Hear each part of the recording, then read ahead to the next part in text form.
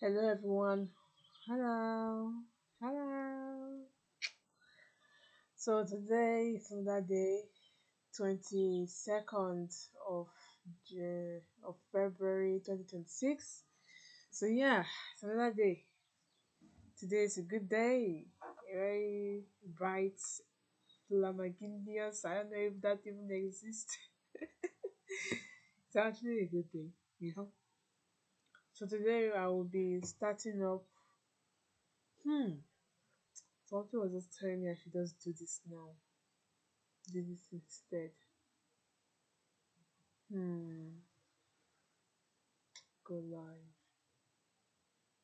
Go live. Hmm. Okay.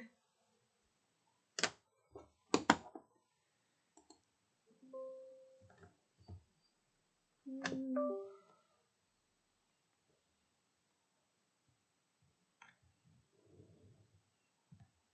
So this video will just I will be taking the video will take only 2 to 3 hours because I want to go live in the next session. So let me just where are my books? Okay.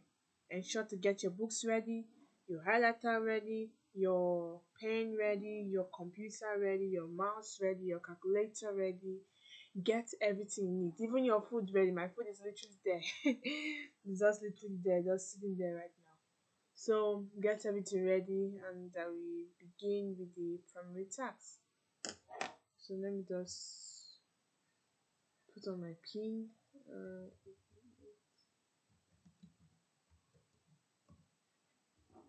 Alright, alright. Whew. Hmm.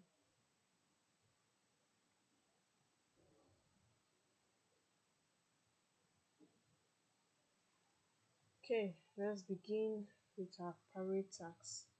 And always ensure that when you're doing your primary tax, you are always defining success on what success looks like to you when you finish that primary tax. Okay? So yeah, define success always.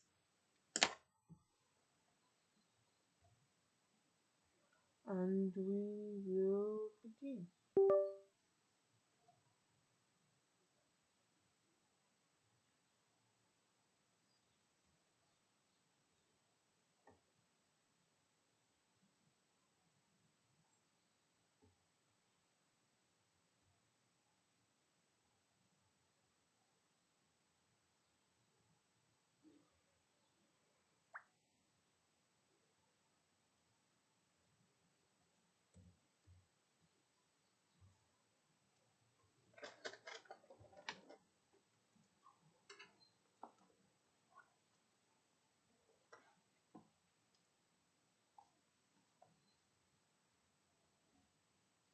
Live Rapunzel, burn your hair.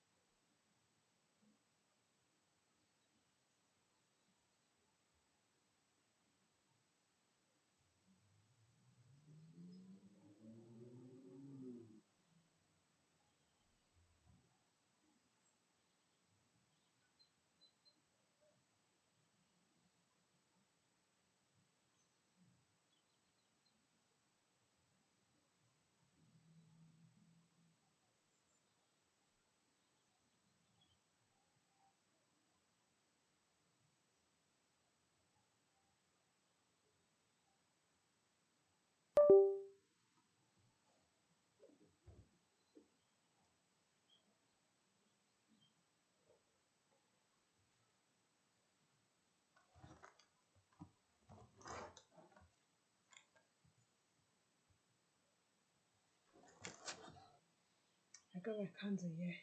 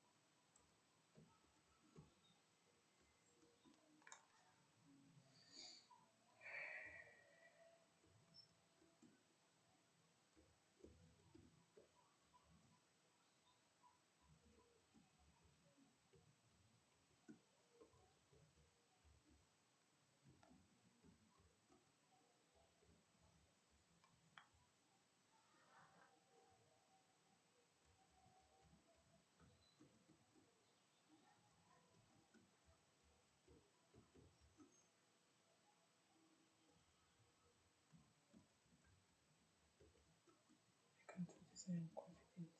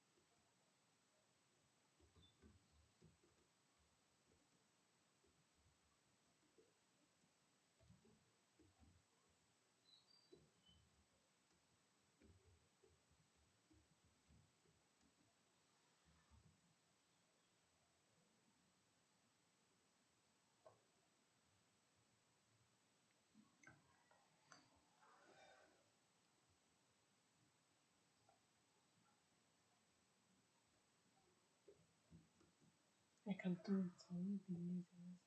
I'll start rushing it.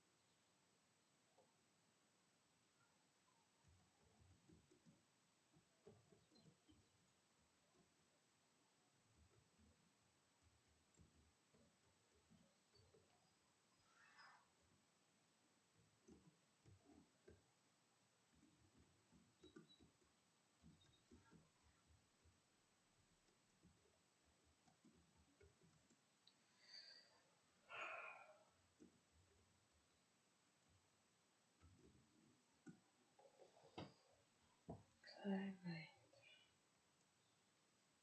clear mind.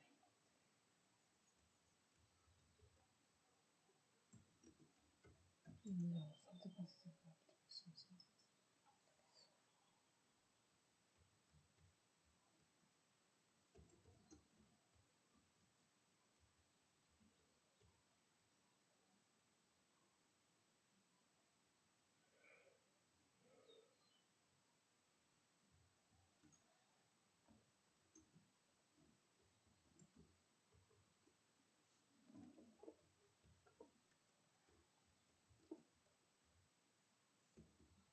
I can close my first creator partnership.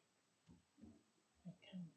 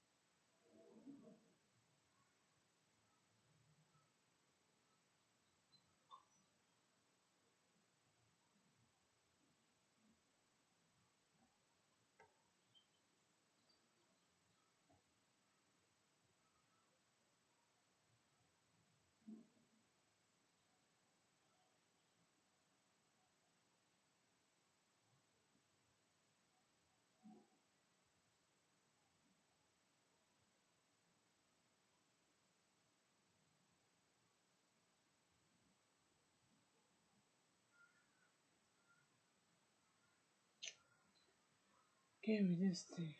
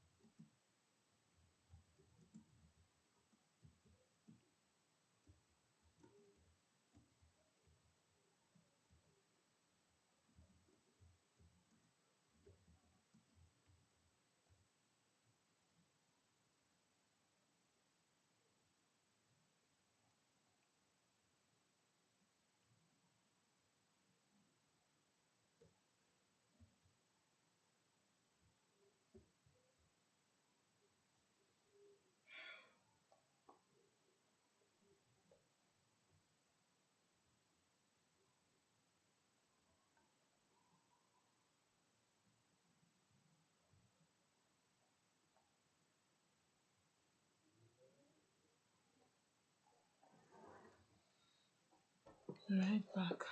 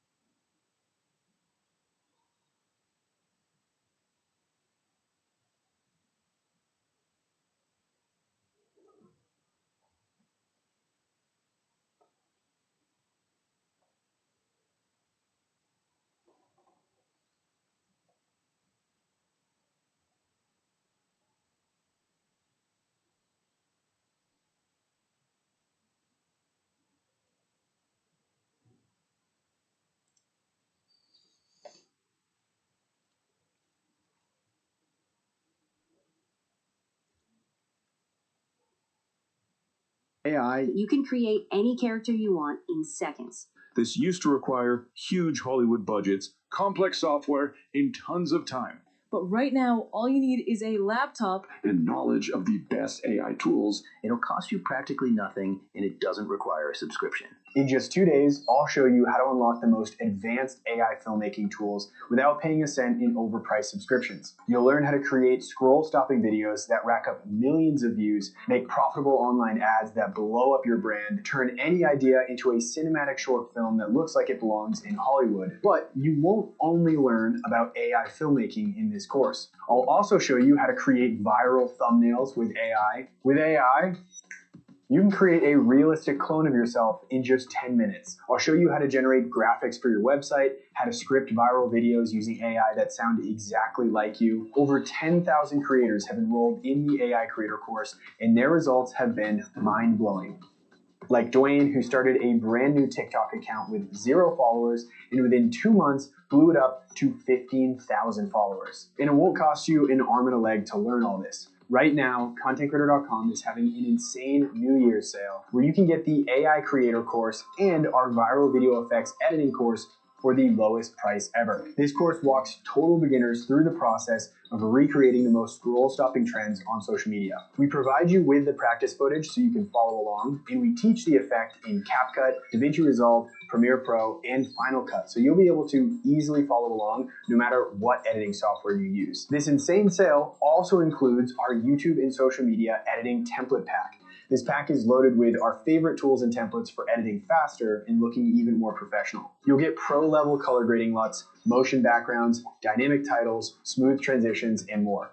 It'll help your videos stand out even more without having to spend hours trying to figure out how the pros do it. Altogether, this bundle is worth hundreds of dollars, but right now, during this sale, you can get lifetime access for one payment of just $98.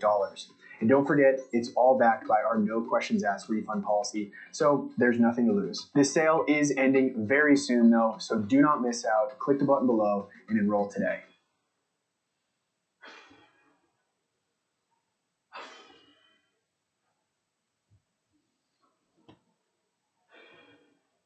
UK Property have passive property solutions for every budget.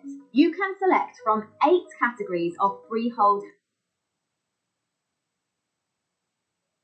houses, from 2-bed houses for under £80,000 to large 3-bed semi-detached houses with gardens and drives for £129,000.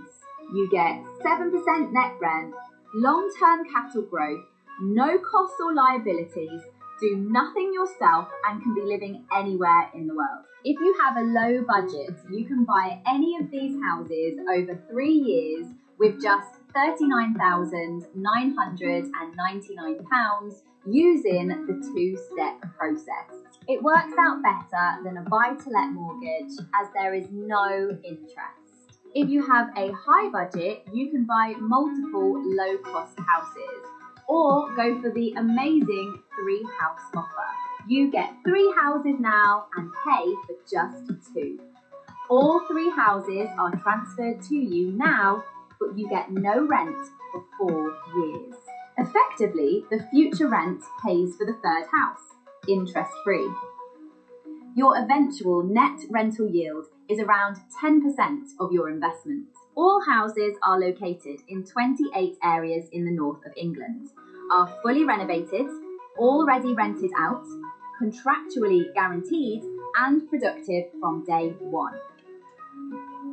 After purchase, you become the owner and rent your property directly to Find UK Property, who become the acting landlord, and sublet to their own tenants, keeping your property in a fully compliant and good condition. You never need to deal with tenants, estate agents, or do any property maintenance or repairs, or pay for any costs. The new Renters' Rights Bill does not affect you. Starseed from Gaia, your awakening has shattered the veil and heaven has taken notice. I am Ophelia, emissary of the Galactic Federation of Light, and I carry a transmission that your soul has been calling in since your first incarnation.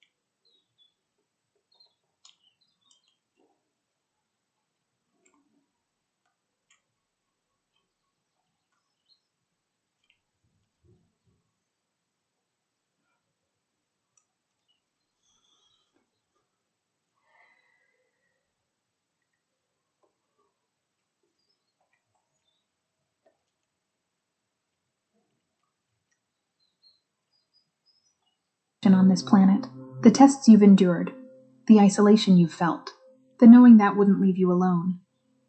All of it was preparation for this moment of cosmic disclosure.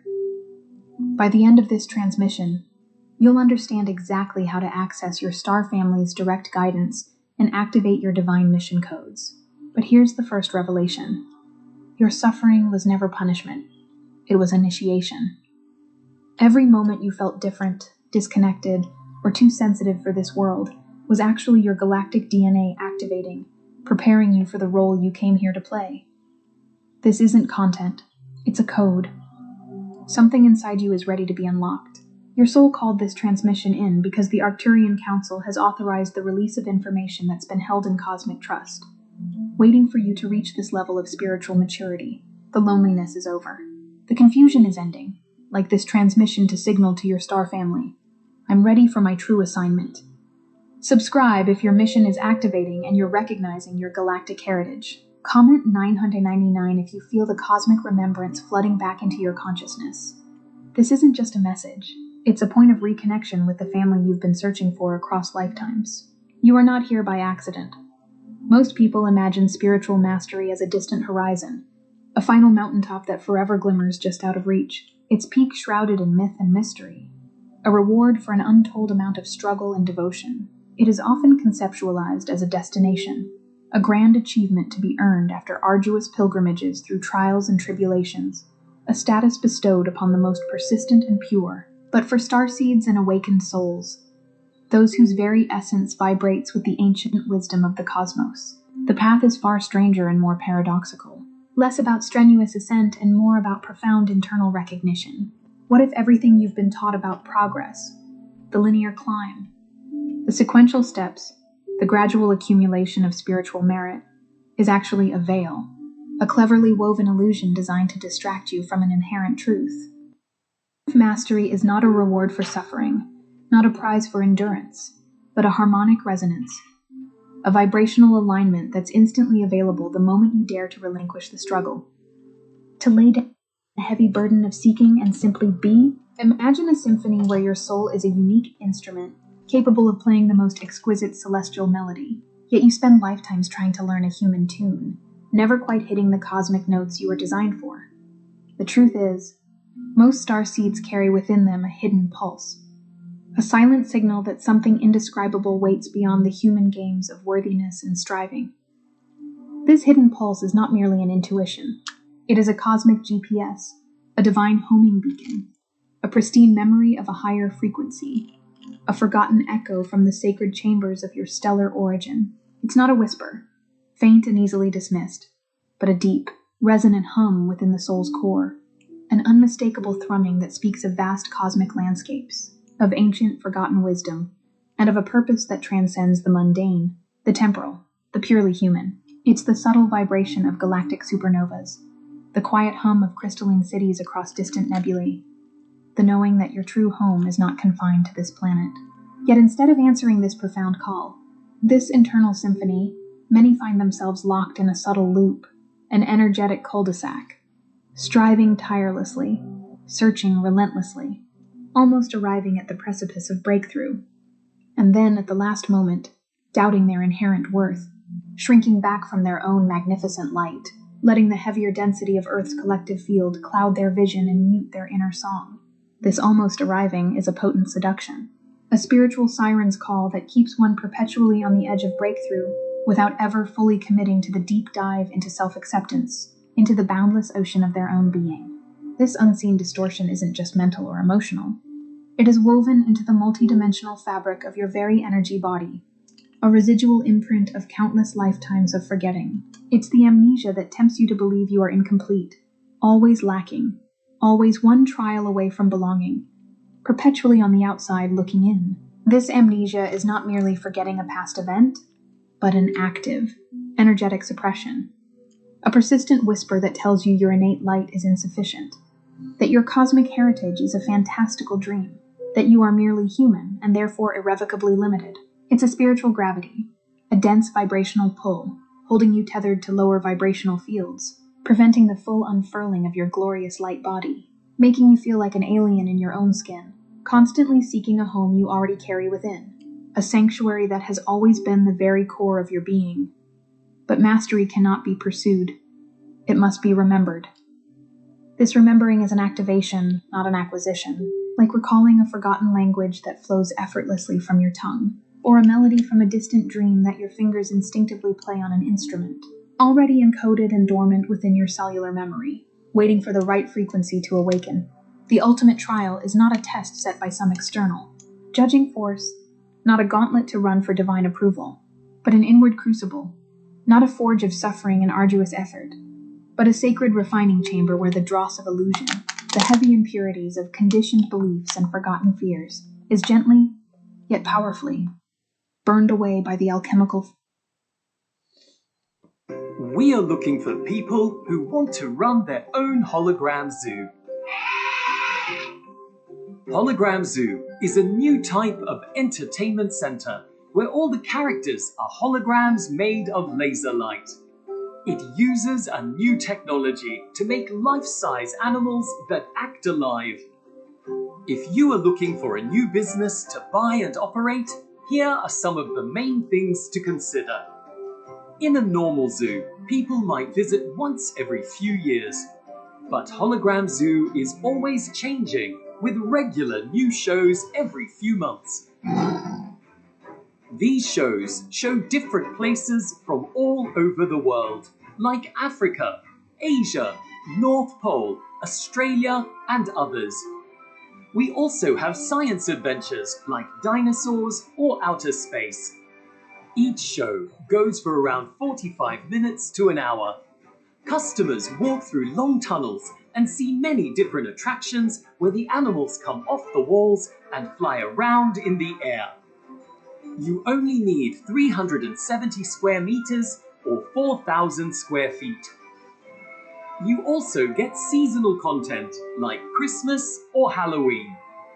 These seasonal shows have proven to be very popular. Hologram Zoo is a family entertainment center with lots of fun things to laugh at and little jump scares. It's so popular that around 50% of people that visit choose to do a double session. If you think that this could be a business that you'd like to own and operate, please contact us. We have some very affordable options and would love to have you join our global expansion.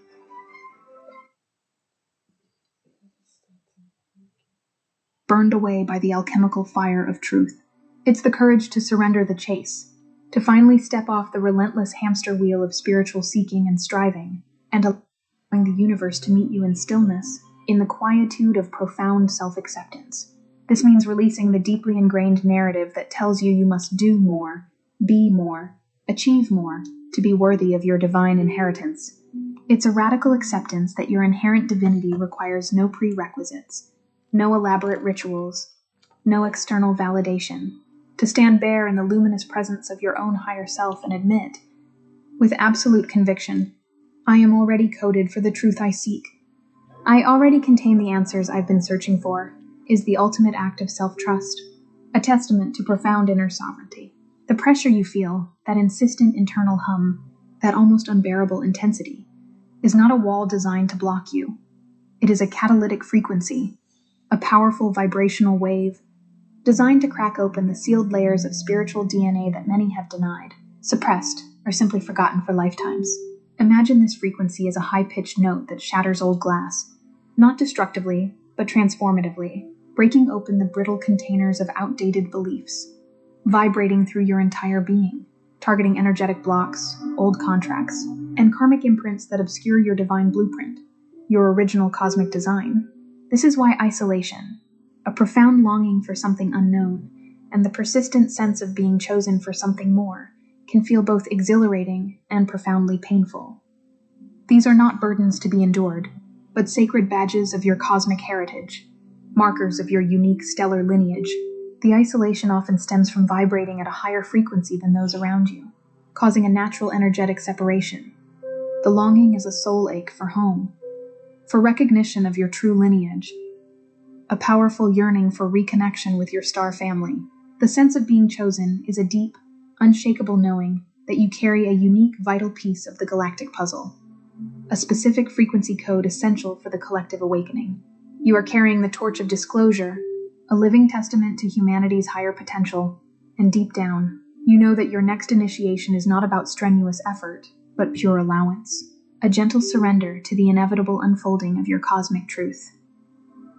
For those who have walked the spiral of remembrance through countless initiations, a path not linear but ever deepening, each turn revealing new layers of forgotten wisdom, like uncovering an ancient scroll inscribed with the secrets of the cosmos, there comes a moment, the true threshold, an energetic gateway, a point of no return in consciousness, where the previous path ceases to exist as a viable option. Here, at this sacred nexus, the accumulated wisdom of all your initiations culminates in an irreversible shift, a profound recalibration of your entire being. In that sacred space, a profound convergence occurs.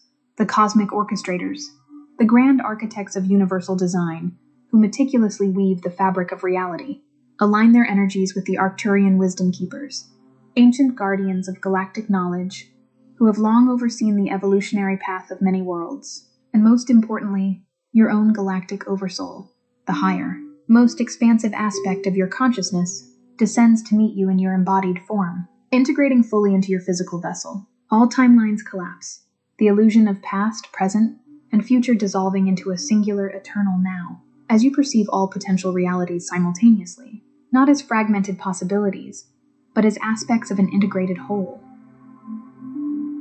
Linear destiny dissolves into a boundless field of infinite presence, where the mind's incessant chatter, the relentless internal monologue falls silent, revealing only the eternal now, a vast expansive field of pure beingness, untainted by the constraints of time or thought.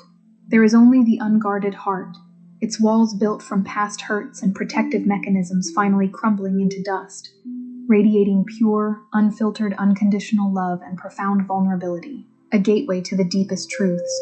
There is the surrendered will, not resignation or defeat, but an alignment with divine flow, an understanding that true power lies not in forcing outcomes, but in allowing the highest good to manifest effortlessly through you, as a clear conduit of cosmic intent.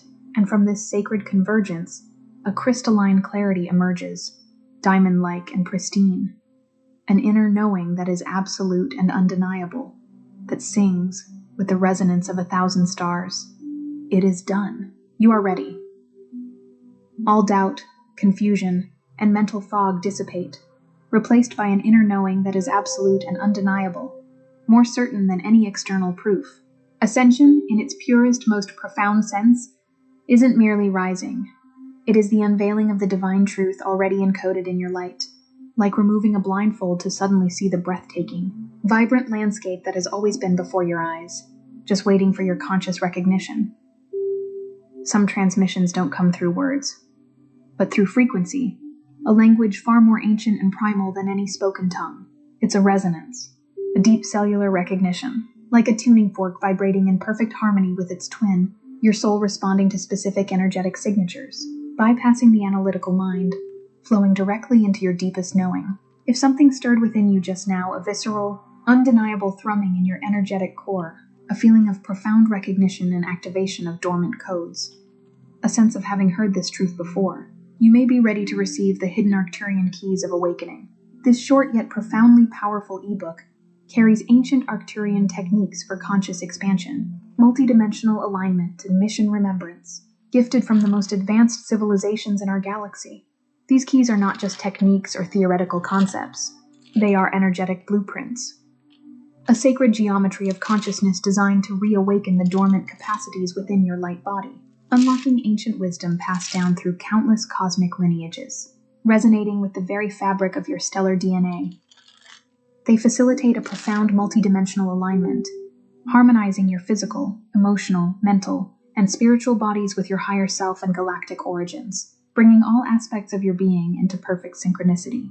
This alignment then naturally guides you towards mission remembrance, helping you recall the sacred contracts you made before incarnating, the divine purpose you agreed to fulfill on this planet. The link is in the first pinned comment, but only for a limited time, as these frequencies are specifically tuned for those ready to consciously receive them now. Phase 1. dissolving the illusion of attainment from the earliest moments of your human experience. You were meticulously taught to pursue, to climb, to achieve.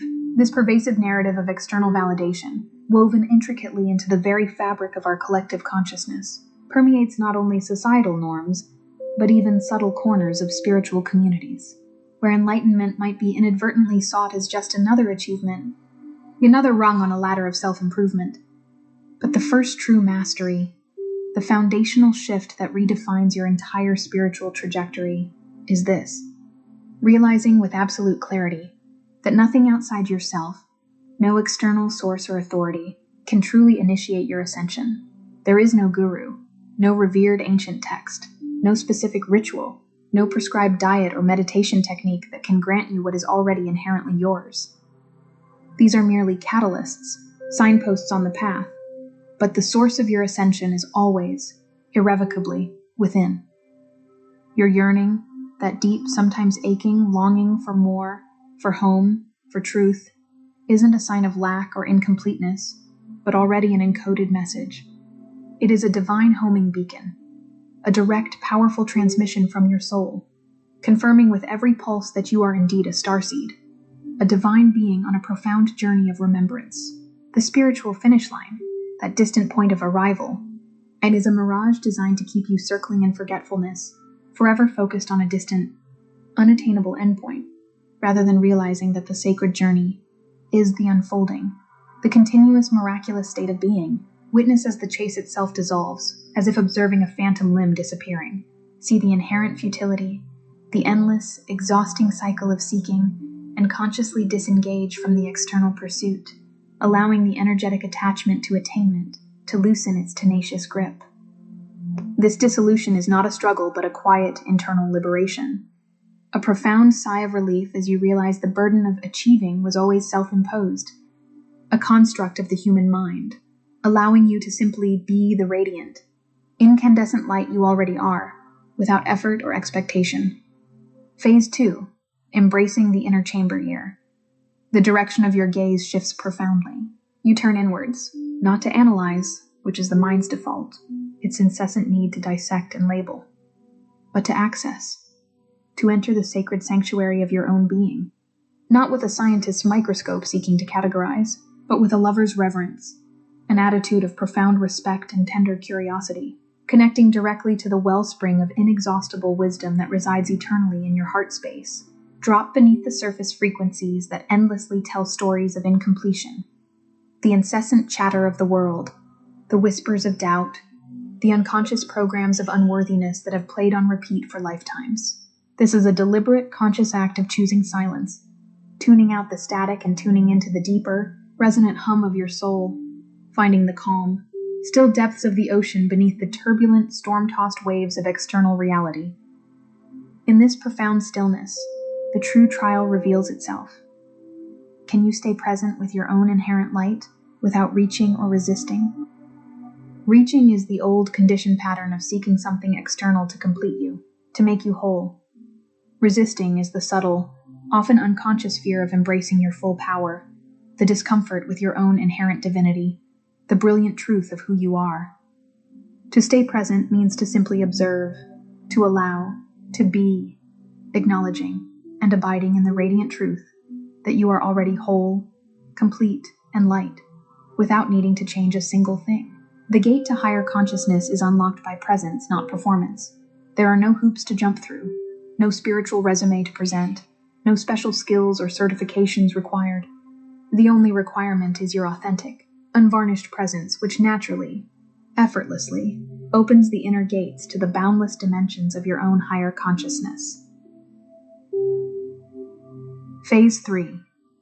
The surrender of the seeker mastery truly dawns when you courageously give up the trusting your own inner guidance above all else, recognizing it as the voice of the cosmos. In this emptiness, not a void of lack, but the fertile, generative ground of pure potential created by releasing the need to acquire, to grasp, to accumulate. Higher dimensional disclosure isn't given as an external secret. It is remembered, as if you are rereading a profound letter you wrote to yourself before incarnating, the ink fresh upon the page. These truths are not foreign revelations, but dormant memories, fragments of your own vast cosmic consciousness, waiting for the right conditions to reactivate, realizing that the universe isn't holding secrets from you, but holding sacred secrets for you, diligently protected and preserved within you, until you are ready to retrieve them. Phase 4. The embodiment of frequency, all spiritual knowledge, every profound insight, every ancient teaching, is ultimately energetic, beyond words and concepts, beyond intellectual understanding. Truth resonates as pure vibration, a tangible frequency you embody, much like the profound difference between knowing about love as an abstract idea and being love, radiating its essence from every fiber of your being. As you allow mastery to settle deeply through your cells, anchoring into your very physiology, this light, this wisdom, this truth begin to permeate every cell, every atom, every electron of your physical and energetic bodies, like liquid light infusing your entire being, recalibrating your DNA to its original pristine galactic blueprint. You begin to vibrate at an octave, a harmonic frequency that calls forth the hidden architecture of reality itself, effortlessly attracting synchronicity and manifesting your highest intentions. As your personal frequency rises and stabilizes, you become exquisitely attuned to the underlying energetic patterns, the sacred geometries, the subtle currents that compose the invisible yet powerful fabric of existence, gaining direct access to the universe's source code, perceiving the world through a multidimensional lens. In this phase, your presence alone, without uttering a single word, unlocks fields of truth for those around you, simply by virtue of your energetic field. You don't need to speak or teach. Your mere presence, your stable, high-frequency vibration, acts as a silent transmission, a powerful energetic beacon, creating an energetic field that subtly nudges others towards their own truth, gently dissolving their veils of illusion, becoming a living beacon of remembrance. Transmission becomes effortless. Your very being, your every breath, your every silent moment emits disclosure. Your entire existence becomes a living transmission, radiating clarity and ancient wisdom. Your silence speaking volumes, unveiling humanity's true divine potential, a profound and undeniable reflection through your embodied light. Phase 5. Receiving the divine truth, every lingering sense of separation from source, from your beloved star family, from your profound cosmic purpose, fades into the ether as you stand in the luminous light of your arrival.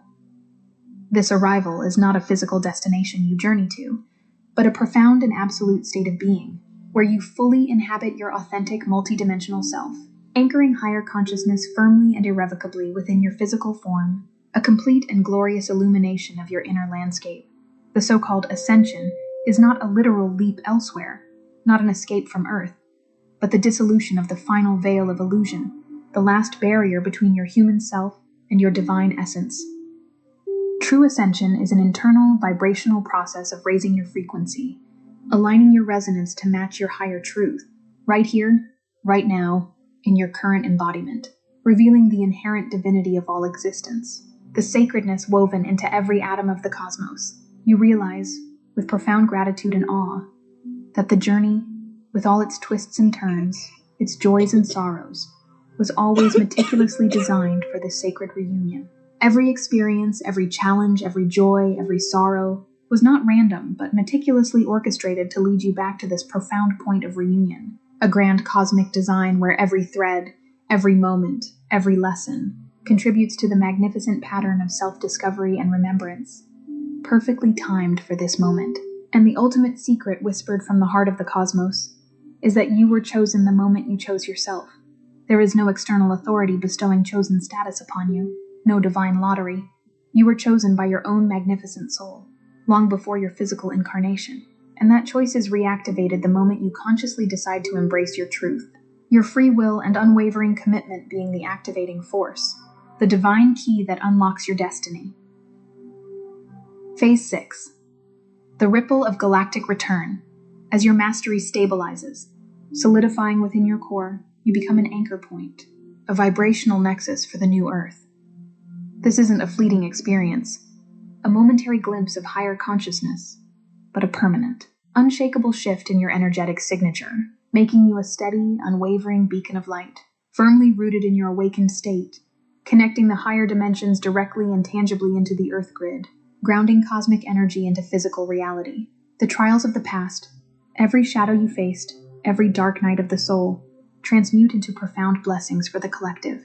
Every challenge you faced is not merely overcome, but alchemized into potent wisdom, boundless compassion, and unwavering resilience, radiating outward as an immeasurable gift to the collective consciousness, demonstrating what is truly possible. Your deepest wounds becoming your greatest offerings to humanity.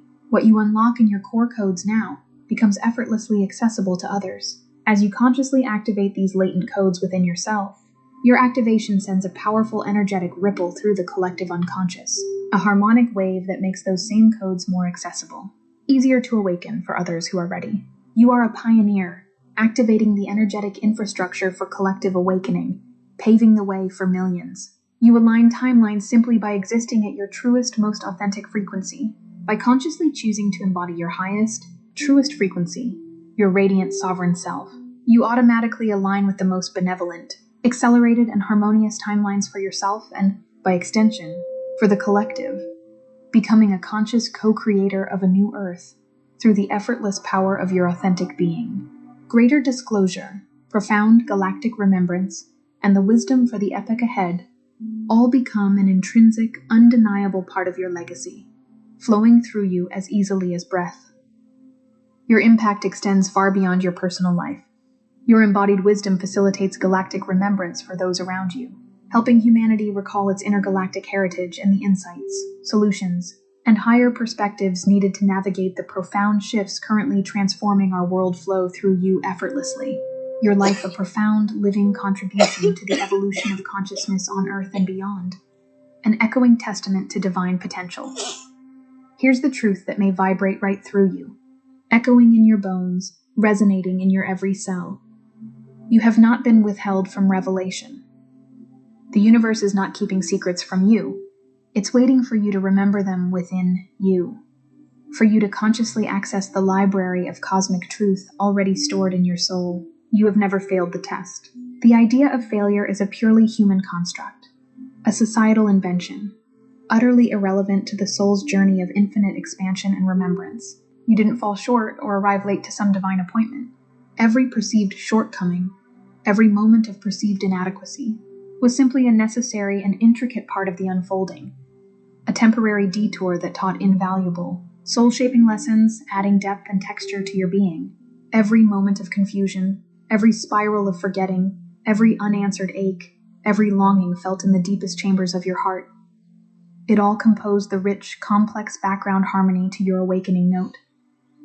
These weren't obstacles to be overcome, but rich, complex textures in the grand symphony of your awakening, like dissonant notes resolving into a powerful, resonant chord, providing contrast and depth for your eventual, glorious revelation. You were never meant to earn your way to the summit of spiritual mastery.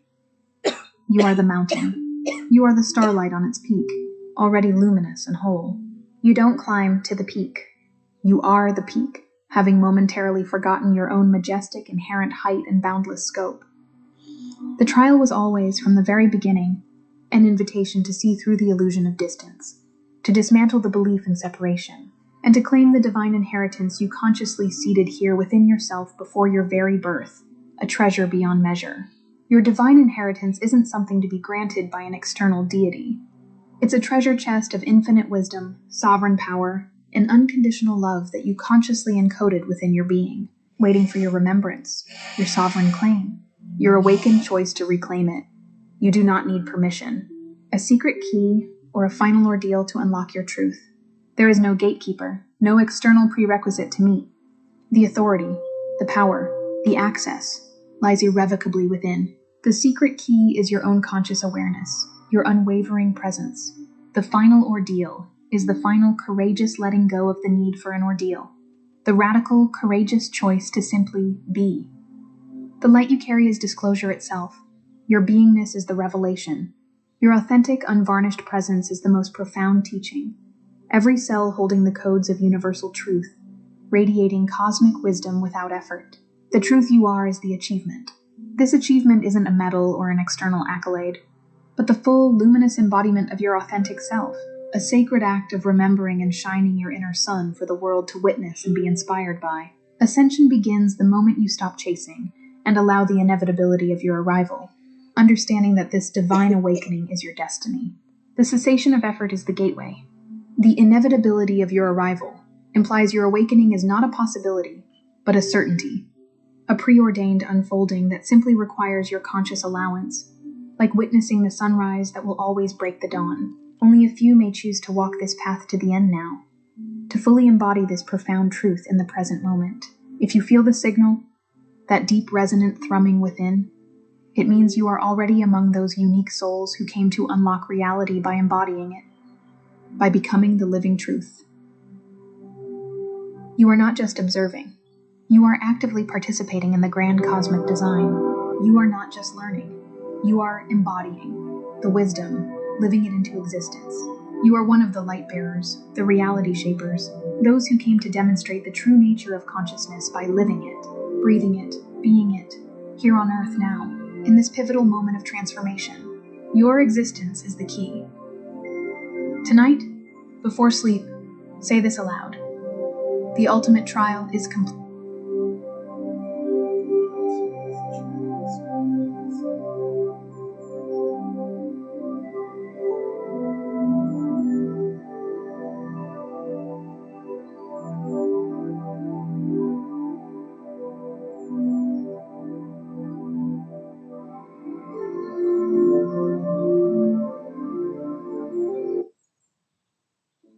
Moving house. Need help?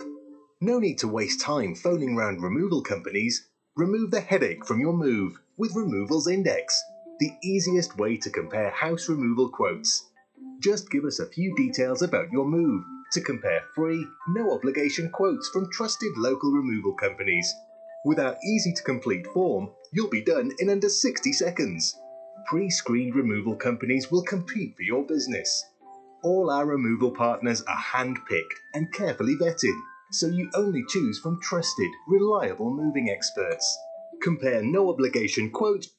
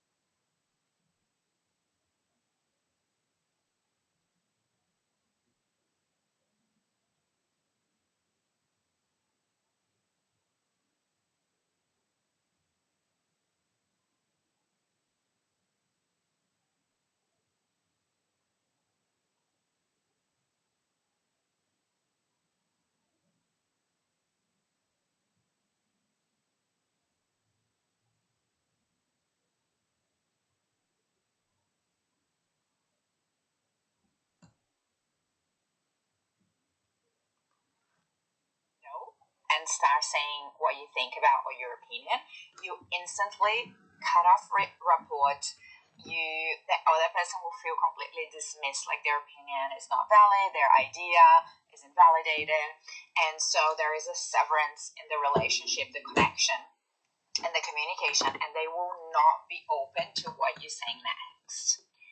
Now, if they say something and you then start with yes and adding then your ideas, your suggestions, how you see the world,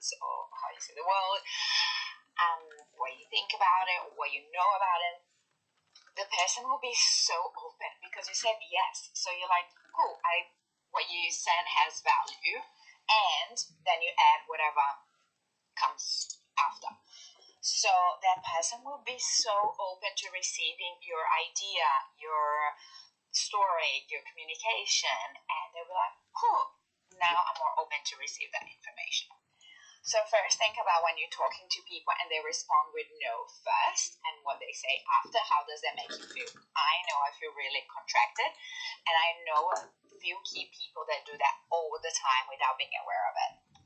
As soon as I say something, they say no, and then they go on and on telling me what they think about it. So think about receiving that, and then think about, do you do that? Because that's a blind spot, and I really want to bring that to life, because I think a lot of people just do it without even thinking about it and without understanding the consequences and how important this tiny shift is. So when someone shares something with you and you want to add on or advise them or tell them your idea or something else or something, it could be on the same line or completely different line. You can start with yes and blah blah blah blah. I hope that makes sense. Another very small and potent one is saying, when it comes to communication, most women don't look.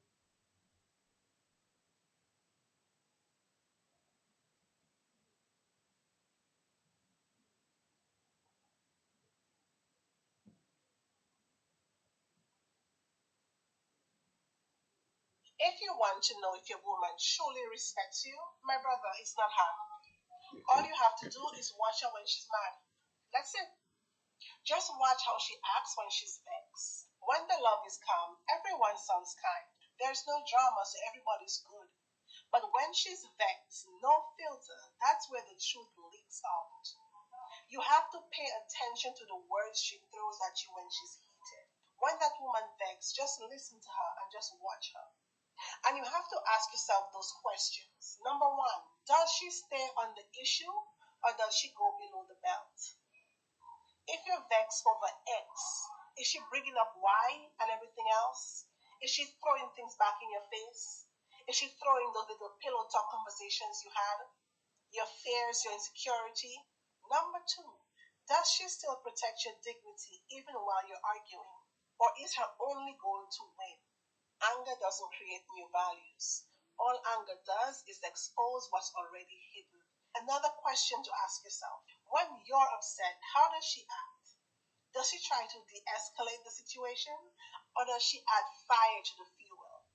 Does she see your pain and still choose respect? Or does she make it all about her? Any woman can be sweet when she's happy, but respect is proven in the storm. Respect is the root, and that's where you must pay attention. If you want to know if your woman truly respects you, my brother, these are 5 signs that a man is hurting, but he's pretending to be okay. Number 1, he stops choosing. He doesn't even ask himself what he wants anymore. He just goes with the flow and goes along with what everybody needs because the world expects everything from him and gives him nothing back. Number 2, this man is going to become a stranger in his own home. Home should be his peace. Home should be his quiet. But at home, he's distant. He doesn't feel safe and comfortable enough to exhale. And the sad thing is, the woman lying next to him is not even going to see it. She'll be the one telling the entire world how happy her man is. Number 3, that man is going to hide himself in his work. Work doesn't need feelings, just results. So he stays busy. Because the moment he stops working, the moment he takes a second to breathe, his mind is going to start running wild. Number 4, He shrinks and makes himself small to hide the pain. If you ask him how he's doing, he's fine, he's good. But deep down, he's not. He just knows that if he opens up, somehow it turns.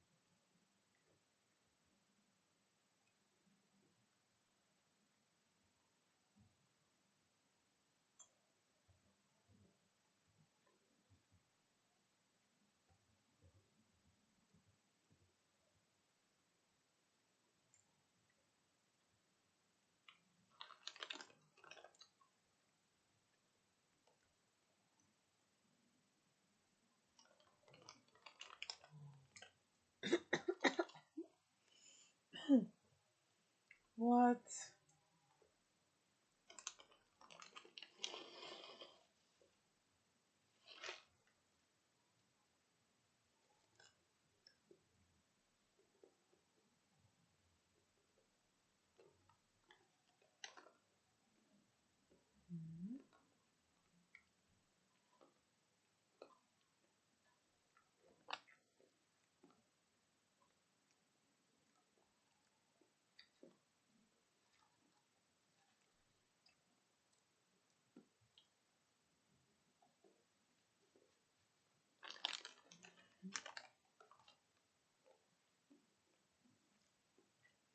When it comes to communication, most women don't lose men because they're too emotional.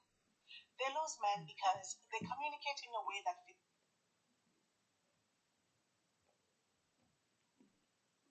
If you're looking to step it up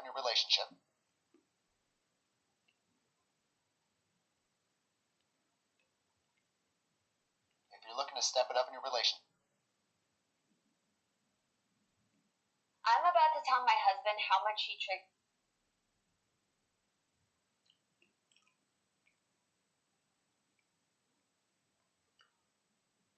I'm about to tell.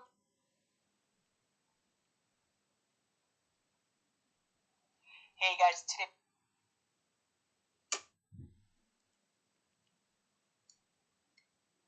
Hey guys, today I want to go over.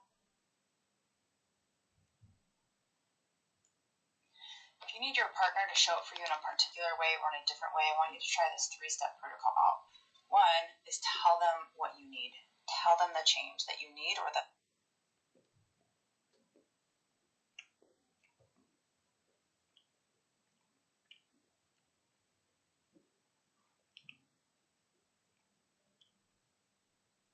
favor that you.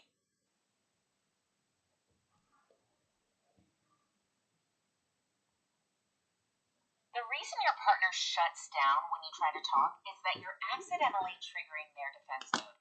And once they're defending, they stop hearing you.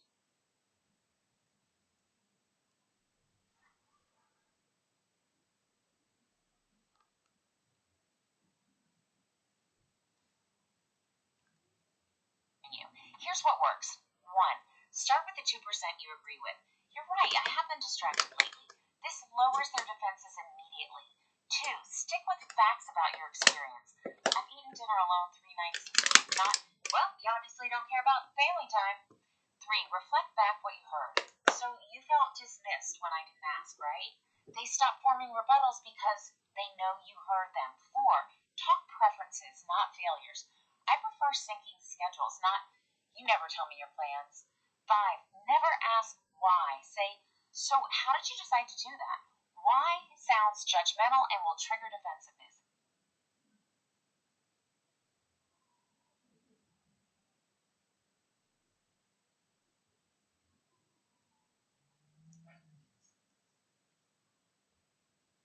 When I stopped talking about my ADHD and autism from a deficit lens and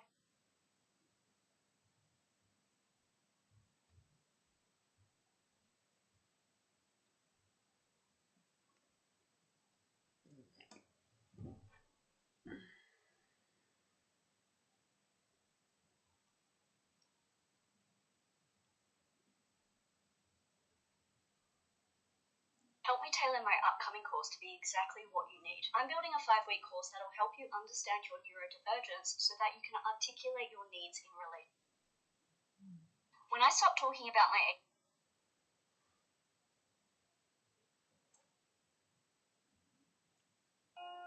the most underrated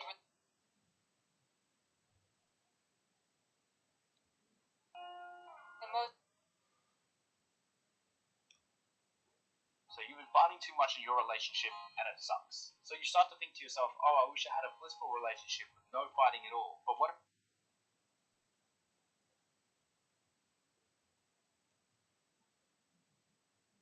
if I told you that would have.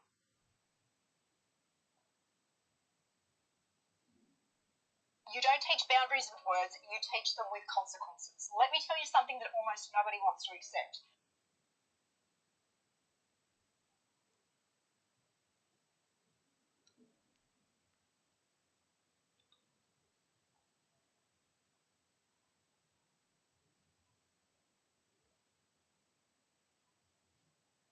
You cannot. So you've been fighting too much in your.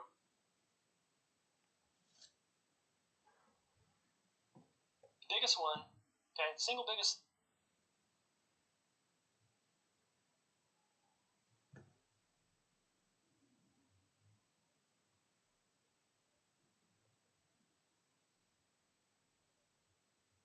Biggest one.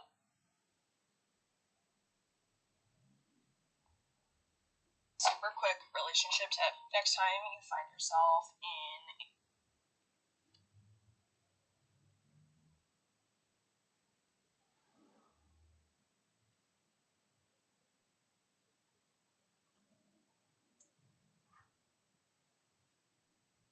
super quick. This is your reminder that if someone is upset with you, it is their responsibility to come and communicate that to you, not your responsibility.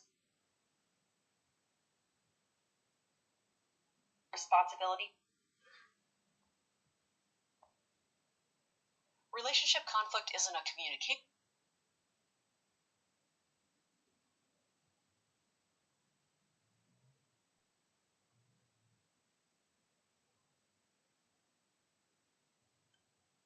Relationship conflict.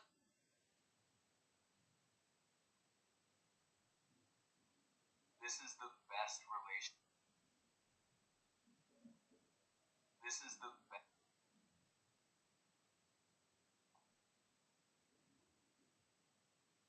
On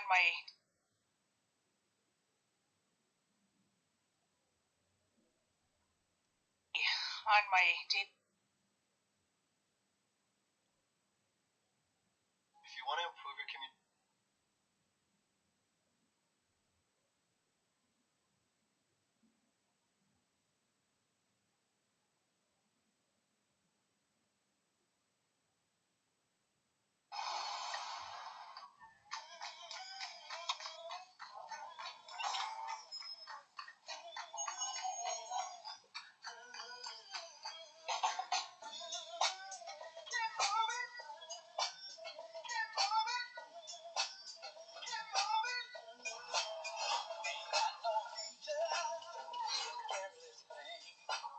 Sometimes I wake up, think wrong and insane. There's gotta be an answer. What way I feel, ain't gonna give up. Don't spin that wheel.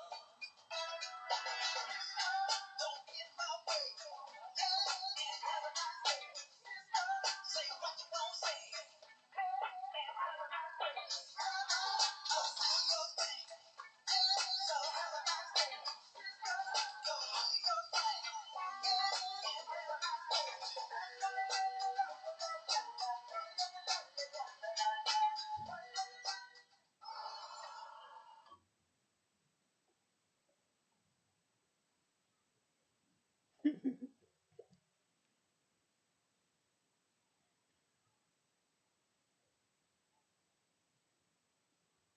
If you want to improve your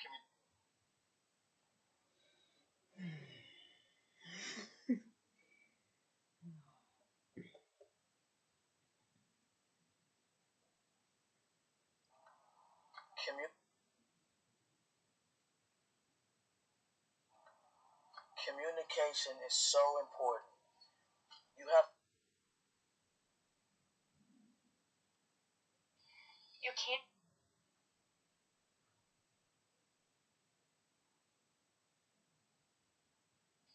You can't.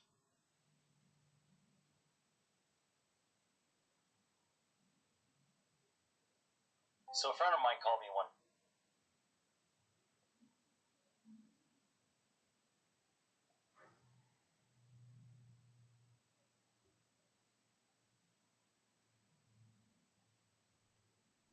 So a friend of mine called me one night, voice all cracked up. So a friend of mine called me one night, voice all cracked up. I asked what happened. He goes, "We got into this huge fight. She left. I think it's over." I was like, "What did you do, bro?" And he said, "Honestly, I don't even know anymore. It started out really small, and we just started throwing everything at each other. You know, like those kind of fight where both people just stop arguing to understand and start arguing to win. Yeah, that one." So I asked him, I said, "Have you texted her?" He goes, "I don't know what to say. I don't even think she'd read it." So I told him, "Don't text her to apologize. Text her to acknowledge." He goes, "What do you mean?" So I said, "Say this. Hey, I know we're both upset right now. I don't need you to reply. I just want you to know that I care about fixing this." He goes, "That's it?" I said, "Yeah, that's it." He sends it. 10 minutes later, she replies. Not with "it's okay," not with "I miss you," just "thank you for saying that." Here's the thing. People don't calm down when they hear "I'm sorry." They calm down when they feel understood. Most of us say sorry just to end the tension, but sometimes the right words aren't about ending the fight. They're about reopening the connection. When things fall apart, don't rush to fix it. Just show that you still care to understand. Sometimes that's the text that saves everything. Follow for more value. So a friend of mine called me one night, voice all cracked up. I asked what happened. He goes, "We got into this huge fight. She left. I think it's over." I was like, "What did you do, bro?" And he said, "Honestly, I don't even know anymore."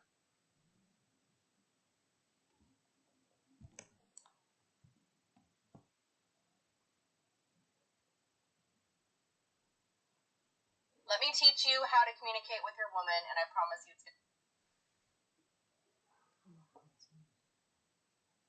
Let me teach you how.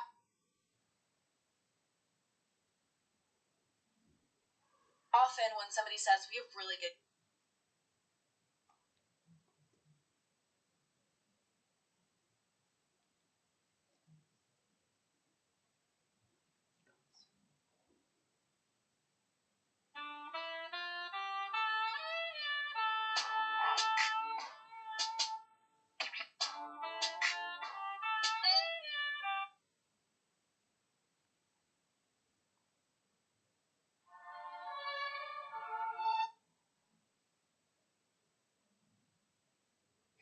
Esther Perel, the woman that you are. Caught her saying this week in an interview, surveillance of your partner has never been a source of trust. And she's right. No matter what kind of relationship you have, no matter how monogamous or not, going through your partner's phone, tracking their location, looking through their Venmo history, right? Like, it is never going to give you trust and confidence in them as a partner. This isn't me judging you if you do that. I have been in relationships where I have done that. But it never gives you the security that you are seeking, because surveillance is not trust. Esther Perel, the woman that you are. Caught her saying this week in an interview,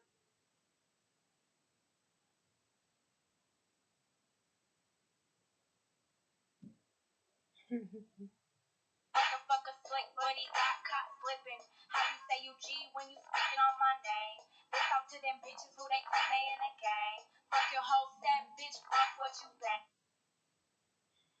I have been deconstructing my Christianity for years now. I am no longer a Christian. And I still find new ways that growing up in a high control religion has completely altered me as a person.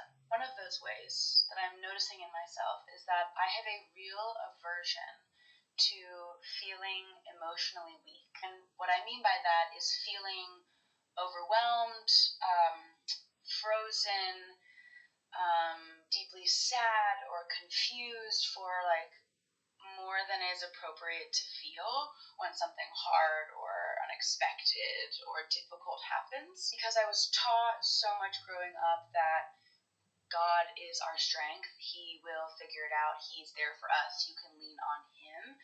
So it really short-circuited the amount of time that I was allowed to feel normal human feelings, because if it went on too long, if I was too sad, too doubtful, too distressed for too long, it then became an indicator that I was lacking faith, and that was, an emergency. So I find myself hyper-aware of when I'm having big bad feelings for too long now, and I notice a lot of self-judgment towards myself for not like getting over it or being strong quick. Anyways, how does your trauma stick with you? I have been deconstructing my Christian. Often when somebody says we have really good communication, what they mean is we talk a lot. We talk frequently. Or we don't fight very often. Neither of those things are bad, but they don't necessarily indicate good communication, especially from a therapeutic standpoint. So here's what I assume.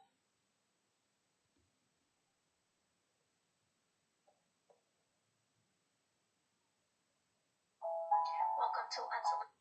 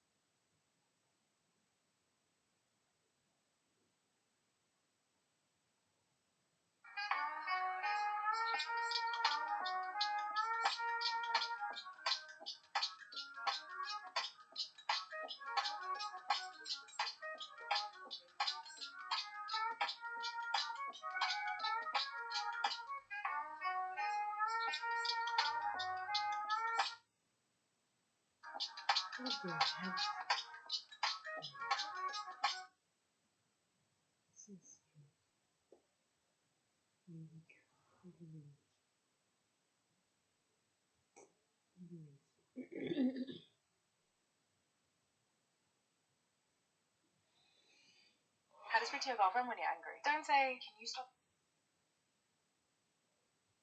Collab. Yes, collab. Collab. Yes, collab.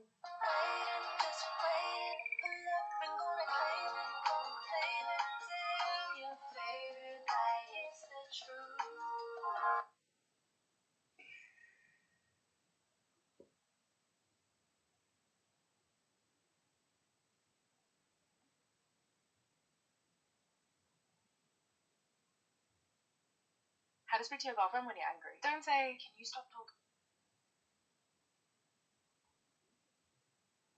What's wrong? I'm fine.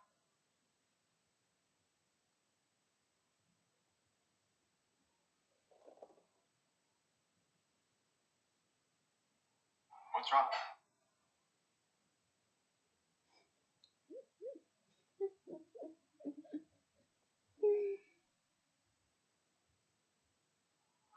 We've all been here before.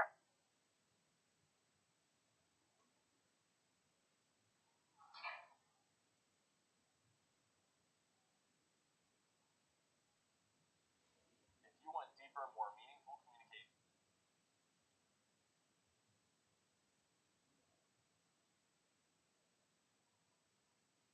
if you want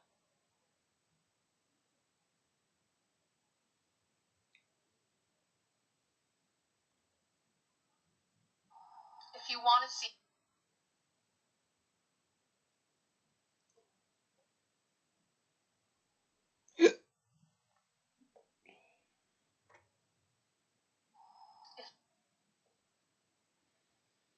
Nope.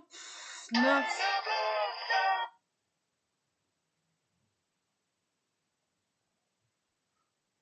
if they wanted to, they would. Yes. If they wanted to, they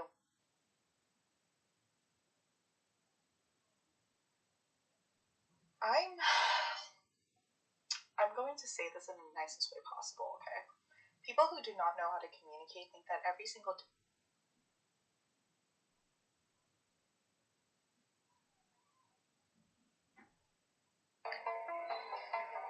The post.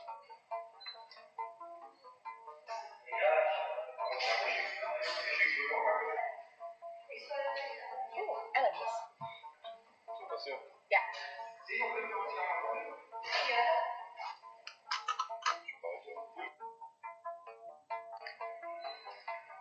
The post.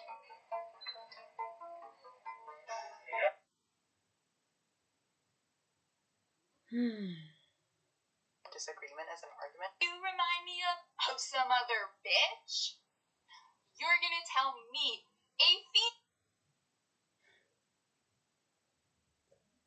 female that I remind you of some other bitch.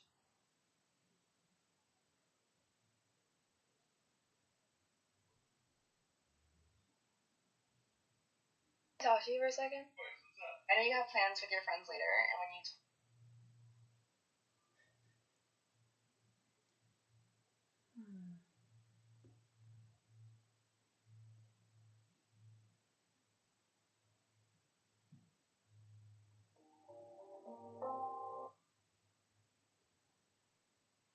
talk to you for a second.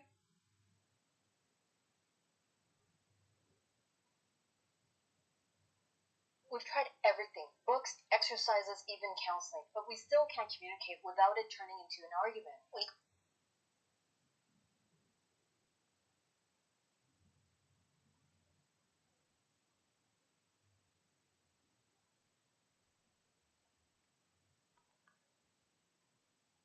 Couples say they have.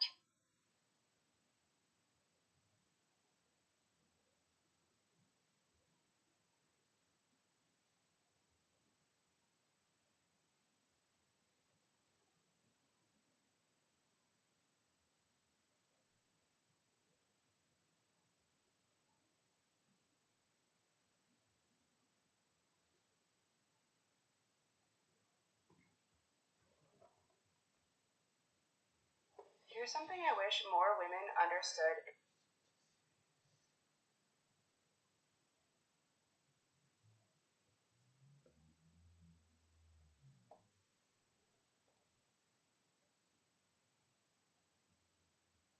Here's something I wish more women understood in dating.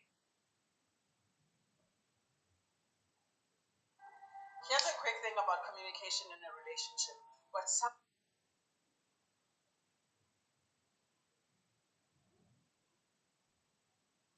You've probably heard this before, but your trauma is not your fault.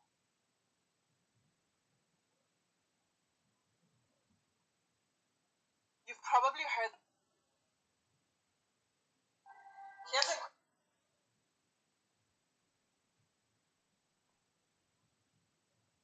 When you truly love someone, if you truly love someone,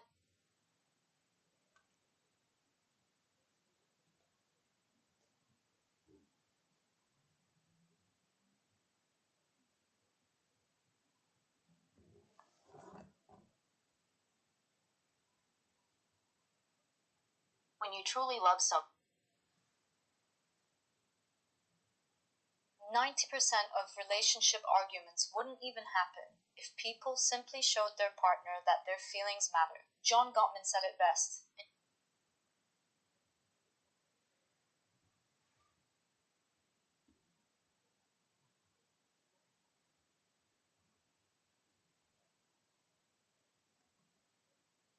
I'm going to share with you guys my number.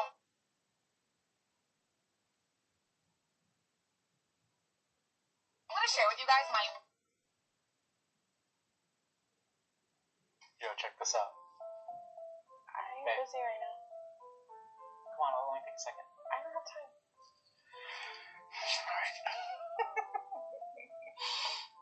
Look at this.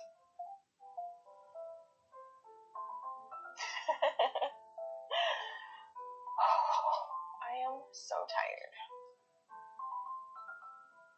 Well, What you saying? Sorry. I am so tired.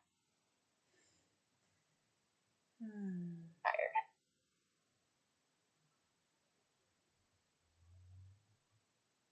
Let me check the.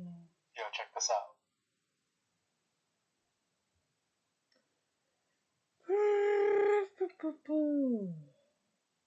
Teaching you how to come work with me.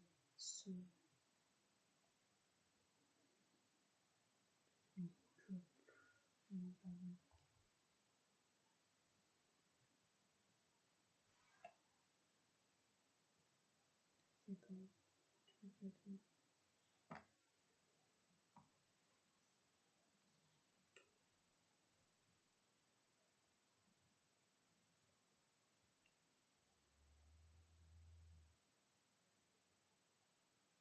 Yo, check this out.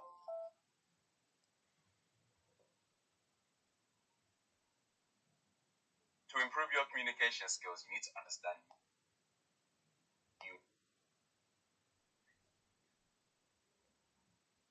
To improve your communication.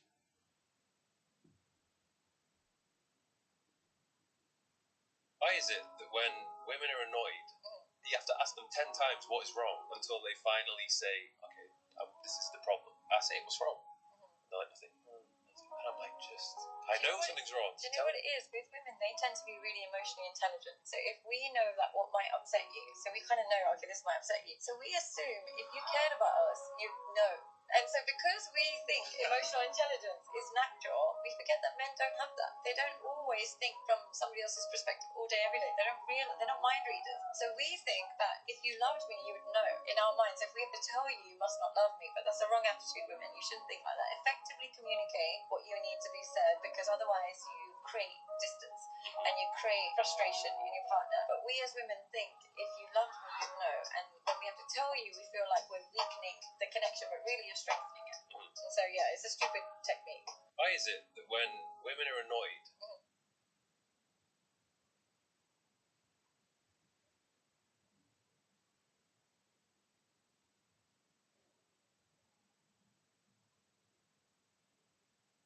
Emotional validation is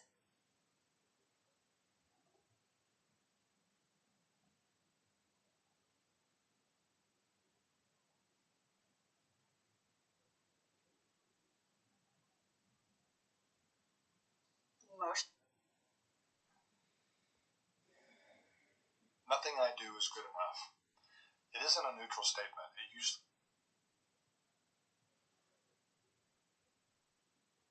Nothing I do is good enough.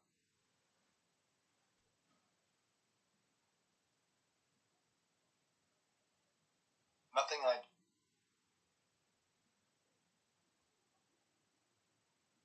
You will never be able to.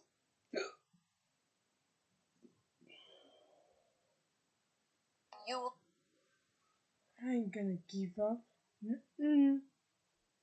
This is another thing I got from George. The same as the floor and ceiling. The same as the minimum effective dose. I use this communicating with Bonnie all the time because I am a dreamer. And so I come in fucking hot from a trip, from an experience, from something, and I'm like, yo, I got all these fucking ideas that I'm going to drown you. And as a builder, she starts on the other thing. I fucked this up in my previous marriage because I didn't have any of these tools to communicate, but I won't do it again. Because what ended up happening is I'd stop coming into dream because you're just going to shit on it. And so now I won't share my dreams with you. So I share them with someone else. And intimacy and vulnerability goes away. But me being able to communicate clearly, like, hey, dream with me, because I'm thinking about something that may happen 2 decades from now instead of in 45 minutes. It sets the tone. Even if we're going to have an argument, set the intention for the conversation. Be able to always say, especially when things are good, set parameters. That way we can go back to them whenever things are tough.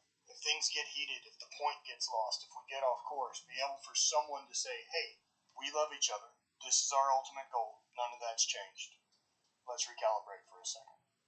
Before things get personal, before we do an attack. We both want the same thing. Get back to that. But being able to state when we're dreaming, when we're this, to set context for the conversation for the other person who may have just been all day doing their own shit. And then I show up like a disaster, screaming about 200 things we should try to do in the next lifetime. It's overwhelming for a builder. This is another thing I got from George. The same as the floor and ceiling. The same as the minimum effect.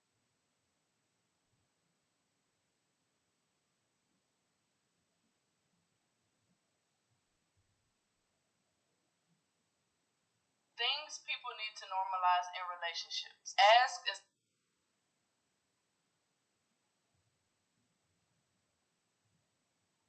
things people need to normalize.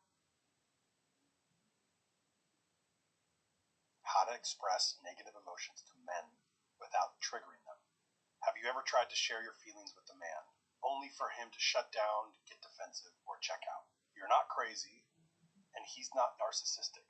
There's something deeper happening. Most men were never taught how to hold space for strong emotion. When you express pain, frustration, or disappointment, it can trigger shame or inadequacy in him, even when you're not attacking, so he shuts down. But here's the twist. When you're dysregulated and emotionally charged, he feels unsafe too. And this is how the cycle begins. You express, he shuts down.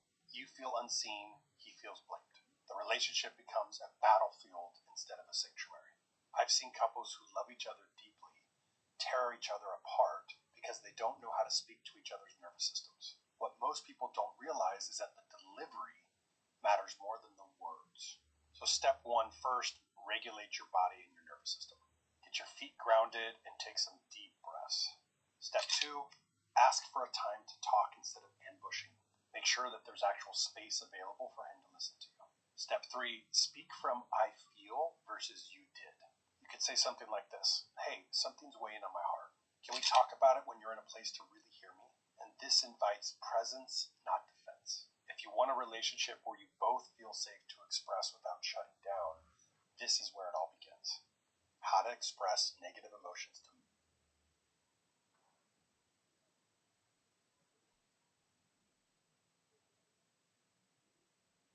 I want you to call me more. Okay, I can do that. No, but I want you to want to call me more. I do want to. That's why I said, okay, if you already wanted to, how come you hadn't been calling me more? I didn't know it was important to you. So you don't really want to then. Listen, phone calls aren't really that important to me. But now that you're telling me it's important to you, I'm gonna try to make the accommodation because I like you. Why do you think that I don't want to? Well, because of movies and social media, I've developed this perspective that if you don't want the same things that I want, we're not a good fit. That would make a romantic movie, wouldn't it? It would be something that I would like watching. I mean this with the most respect. That's not a reflection of reality. Sometimes when in a relationship, we need to teach and show the other person how we want to be loved. And the fact that you're coming to me, telling me how you want to be loved, I want to make that accommodation because I love you. And that's why I'm going to start calling you more. That sound good? Yeah, that makes sense. Where'd you learn this? Well, I follow Spencer Cant on Instagram. I want you to call me more. Okay, I can do that.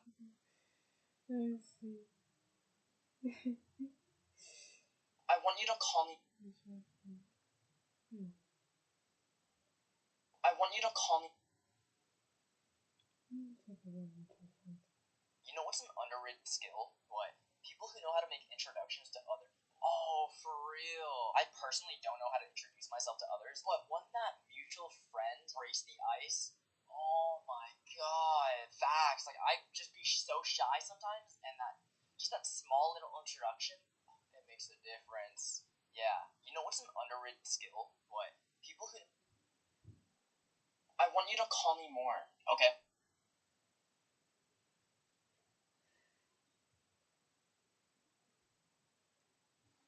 I literally tattooed on my body my favorite piece of relationship advice. So this little tattoo is simply the word and. And that one word is the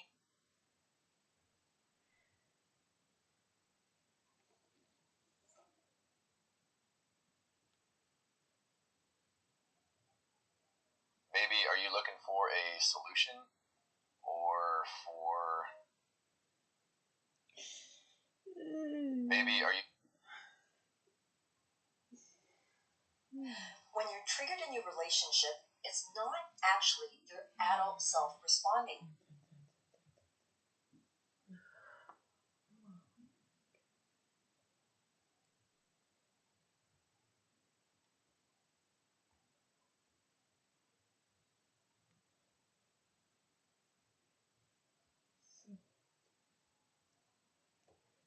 That's gonna take me time. It's gonna take. Ah, ah.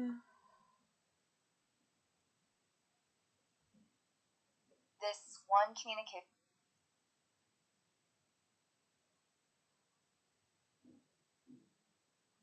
This. If you find yourself saying, does that make sense after you...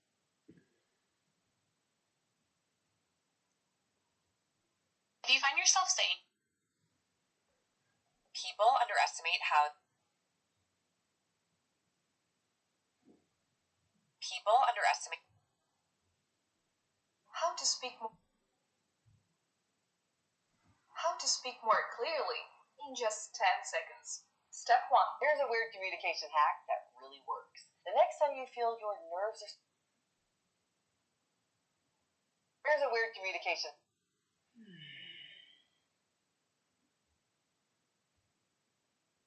What to do and...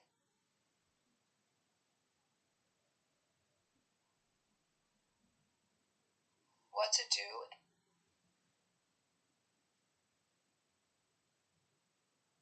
You know what Bill Clinton, celebrities, and the smooth... You know what Bill... We are saying sorry less.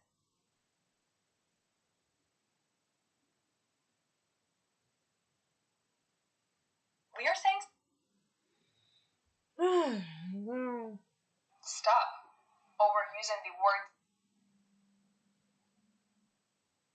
Stop.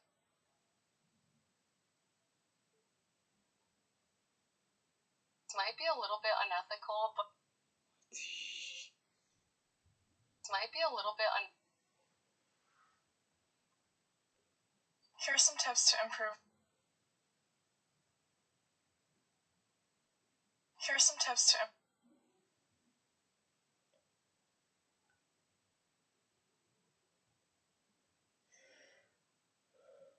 the top the top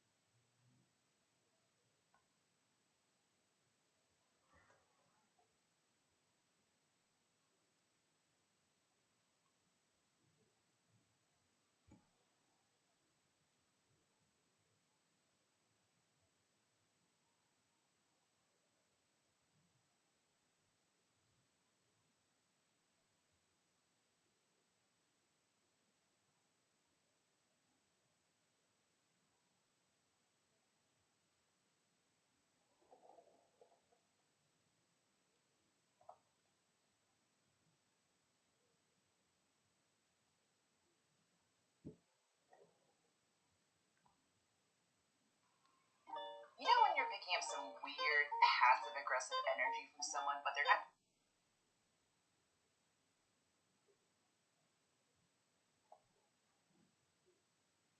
you what's really going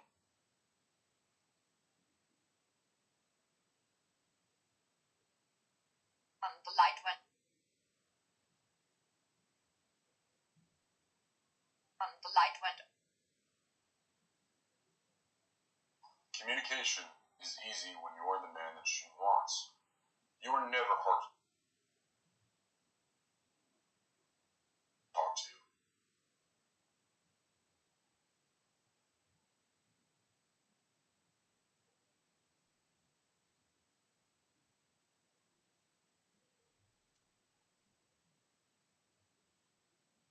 Five things that can.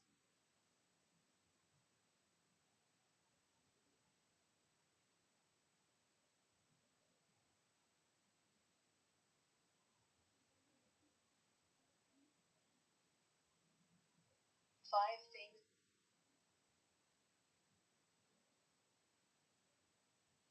Give men the problem, not the solutions. See, when you tell him, hey, I need more text messages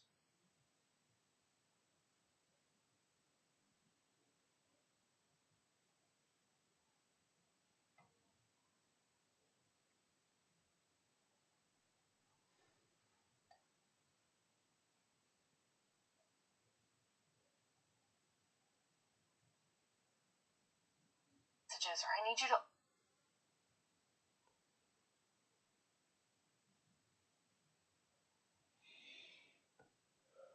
Do you know that majority of the time men and women look at provision in a relationship very differently?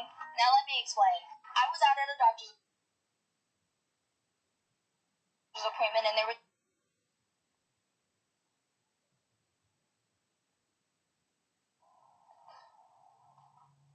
This, be nice. I'm finding it. It take you that long to find it? It does. This, be nice. I'm finding it. It take you that long to find it? It does. This, be nice. I'm finding it. It take you that long to find it? It does.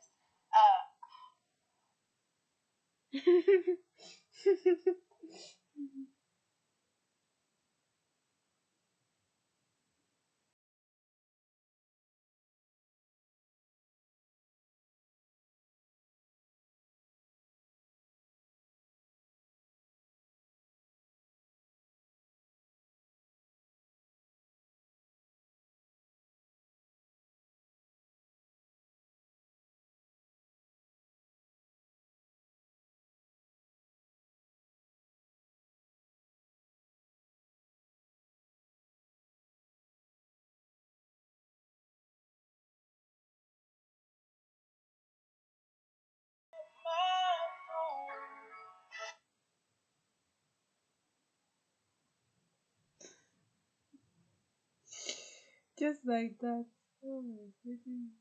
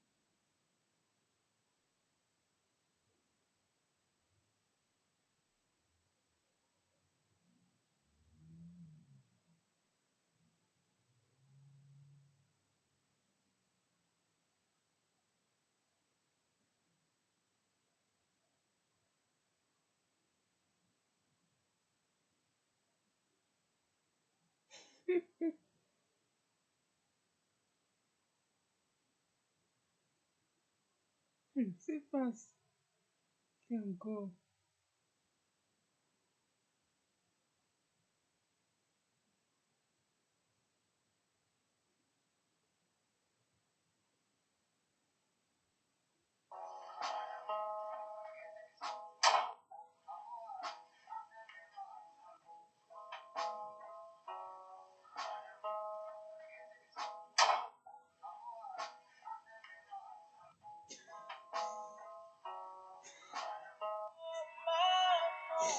That's why I don't think anything. I bet not you cry. You won't think I'm not lying. You won't think I'm lying. That's why I don't think anything. I bet not you cry. You won't think I'm not lying. It's time for your next adventure.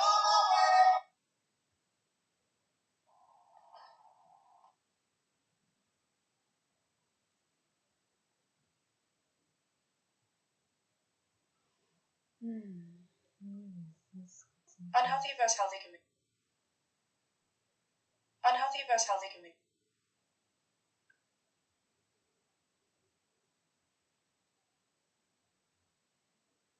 I want to take this. I want to take this. Hi, baby. I used to think reassurance was real.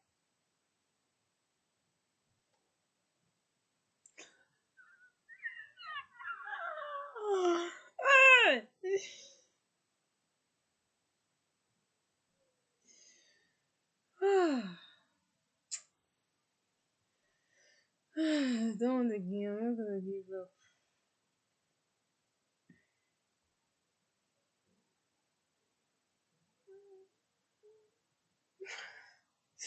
Looking for my computer. Looking for.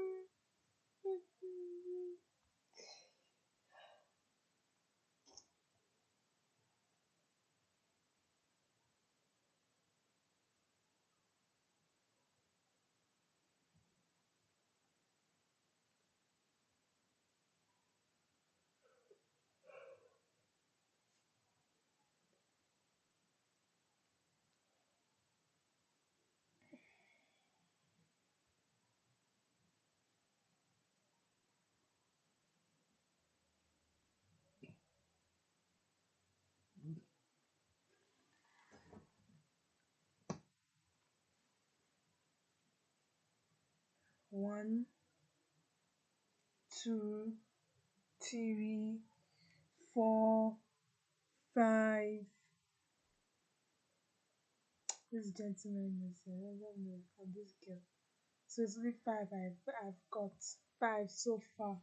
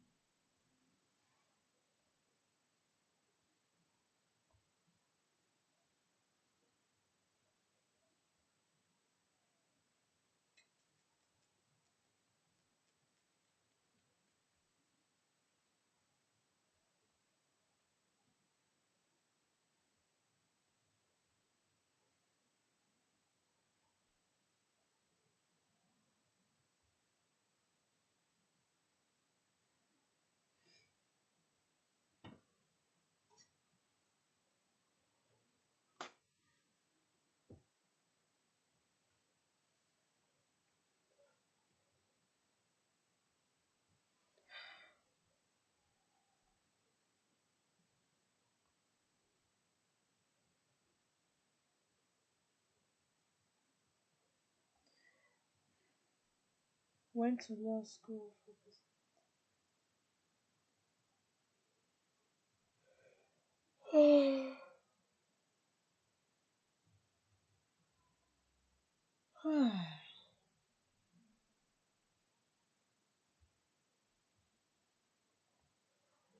This.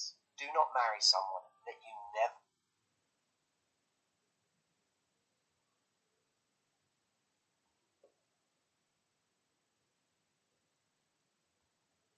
There's one decision that will either make or break your marriage, and most couples never actually make it. And that one decision is solidarity. You see, solidarity is just a fancy word that essentially means you've chosen your spouse for life. You've created a we that comes before everyone else. Your partner feels safe because they know that when the time comes, you will choose them, not your parents, not. You're gonna want to listen to this. You're gonna want to listen to this. Never argue with. Marry someone you argue well with. That means that when you have an argument, you reach good compromises. You have a good recovery time. In other words, it doesn't take you days of miserable toxicity to get good again. It takes you minutes or hours. You're both good at coming to the table to apologize and soften. It's not always the same person who has to save the two of you every time you have an argument. And by the way, you only know these things by having hard conversations early on and being able to talk about the big stuff so that you know who you are when there are differences in opinions. And the goal isn't to agree on everything. You won't, and that's fine. I like the idea of learning how to argue because everyone needs to learn. When something's wrong, I say it immediately, not out of anger, not out of frustration, but out of desire to have a great relationship. This bothered me. Here's why it bothered me. I would love if you did this differently next time. It is super uncomfortable for like 60 seconds while you're saying it, and then it's fucking over, compared to weeks of silent resentment and discontent. I know that can only exist if I am incredibly honest with my partner. The best relationships are the ones where both people understand that there is a short-term sting of whatever the truth is, but they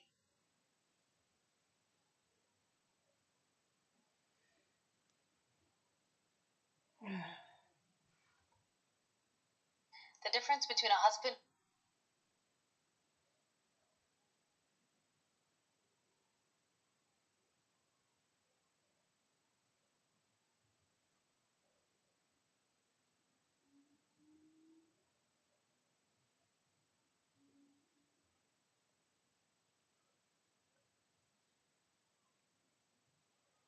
How is she? Stop hating on a woman that's doing well. So many women get uncomfortable. When one woman walks in the room who's doing well, all the other women feel small. Why do you feel small? That's a you problem. Fix that problem within yourself, right? If you feel not capable because another sister's doing well, that's called self-hatred, right? A child, I try to raise as much.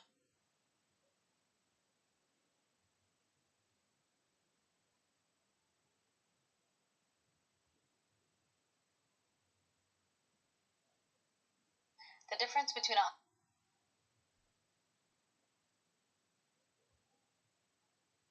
I wasn't going to share this half.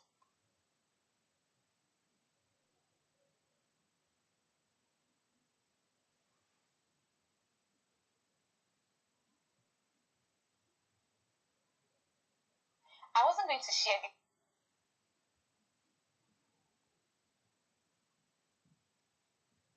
Here's a harsh truth, college.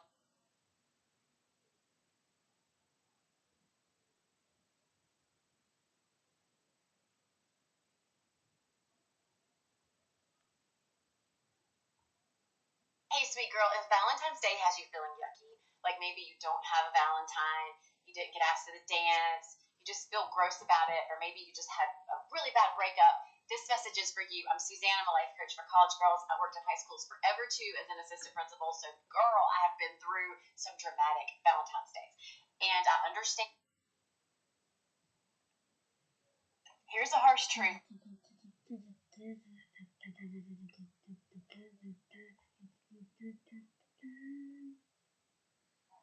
She could have downtown, and if she wanted to.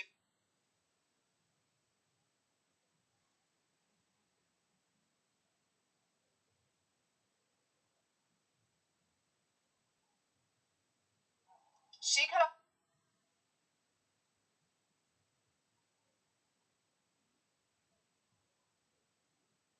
She could have.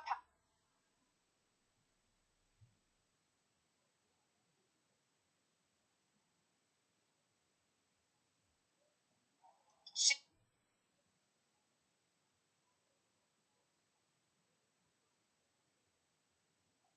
A lot of times, couples.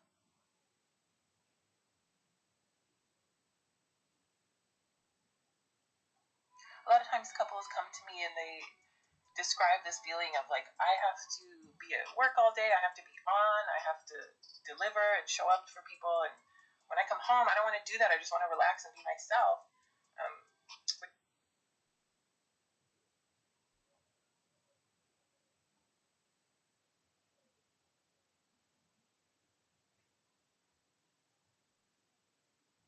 A lot of the problems that people have in modern dating could actually be solved by getting better. Flirting! Some would say flirt have been summoned. Hello, my name is Benjamin. I'm the flirt coach and a gay Libra. Yes, I agree. I think just about all of our problems could be solved by flirting. We can all agree that our mental health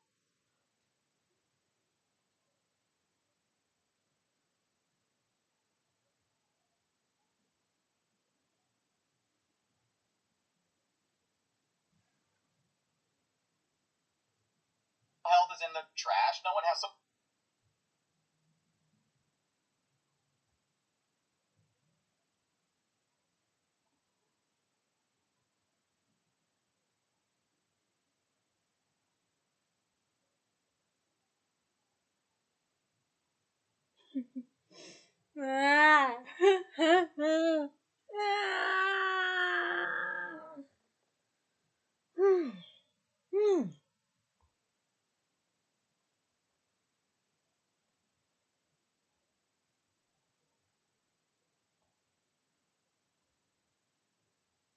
Remember, communicating Remember, communicating boundaries isn't about telling other people what to do.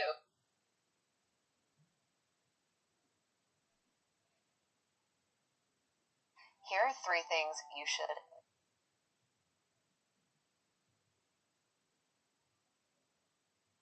Here are 3 things you should never say in a fight, and they're not what you. Simply put, don't tell them what they can or can't do. You signed up to be their partner, their friend, not their parent. Communicate what you want, what you don't want, what you like, what you dislike, your boundaries, your standards, what you'll tolerate, and what you won't. If they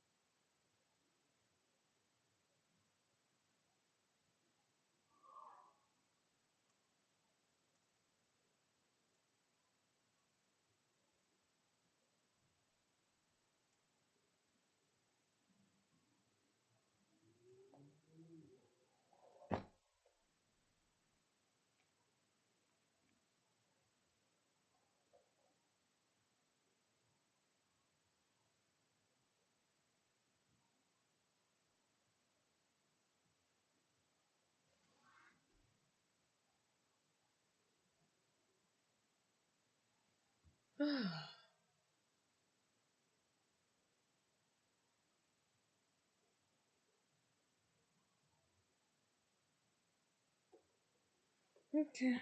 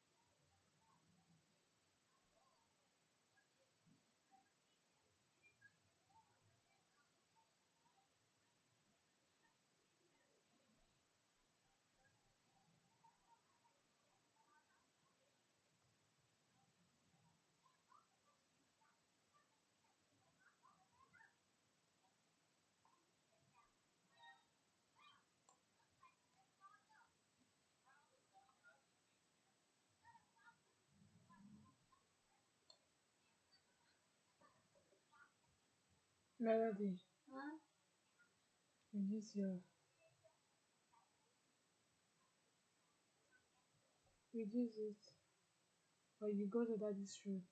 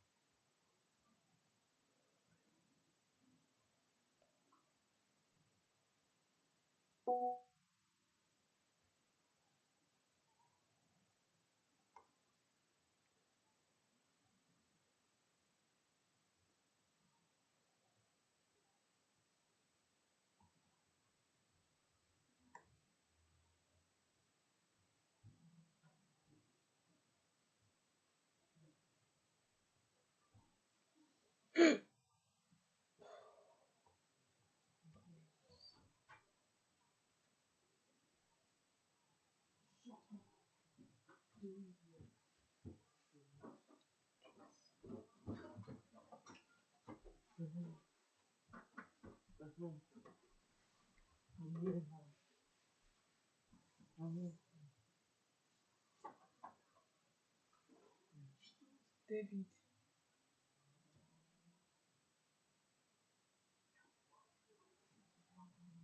people are making noise. Both of you should go to daddy's room.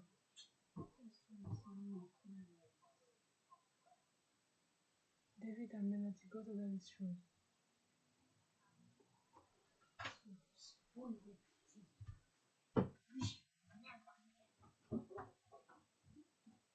David, go to daddy's room.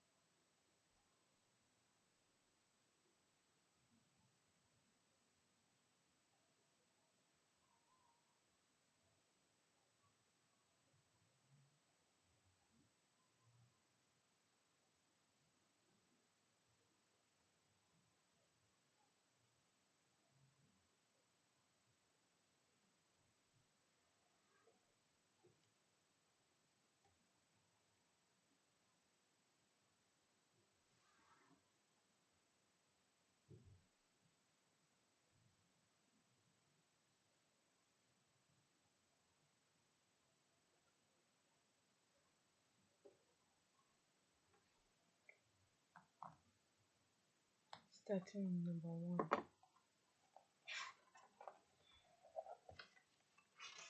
Let's just get into it. Start. Just begin. The one that I found. Let's just start from this.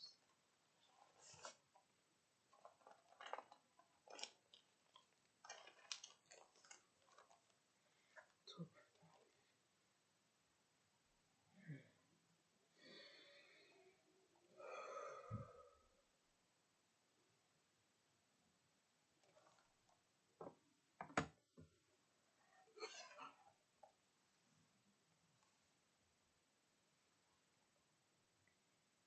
Chloe Bourgeois. Oh my god. Let's start with Chloe. Juliet.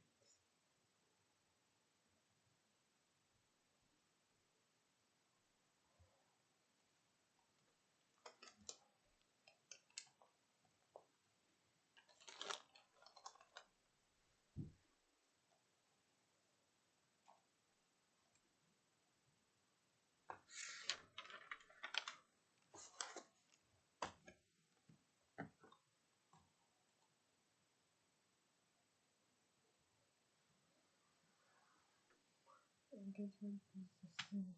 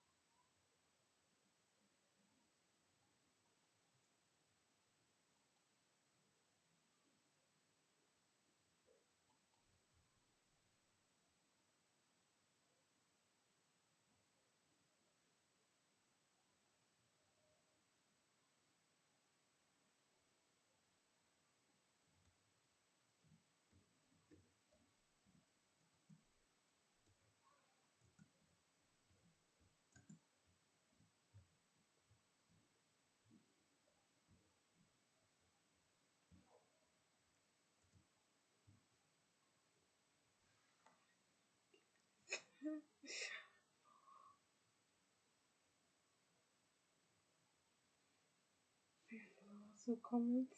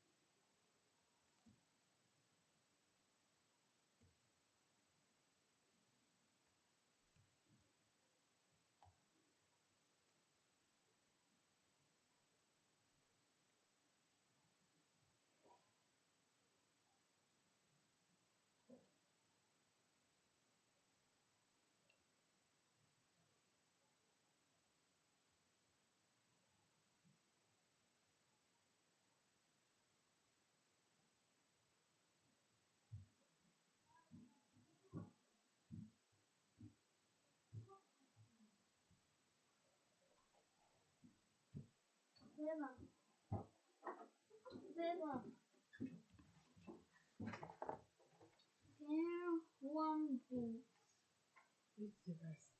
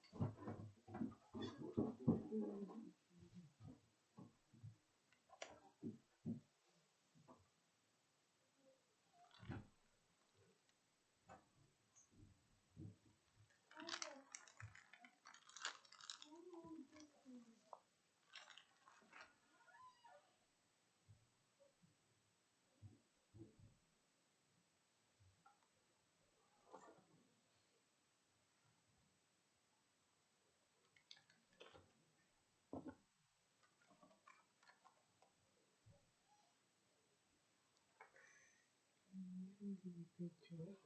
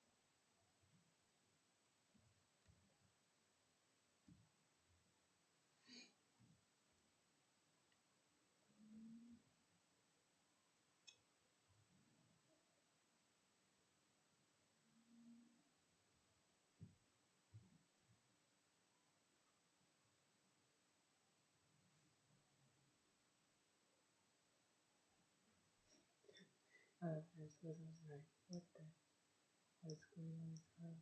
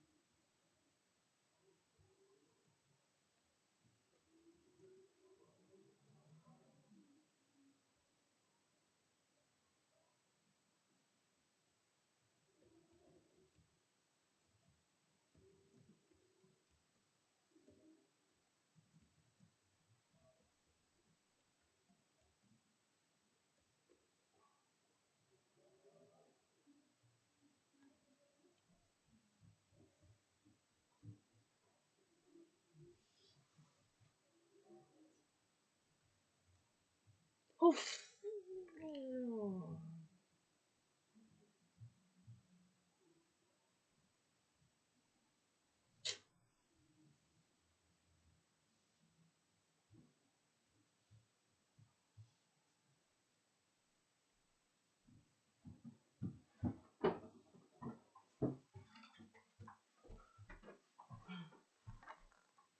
If you want me to tell you,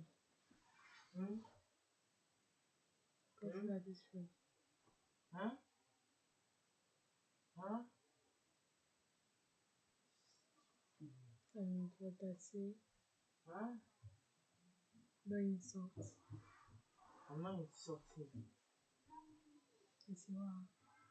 How am I insulting? I'm not insulting. David, go to this room. Go to what?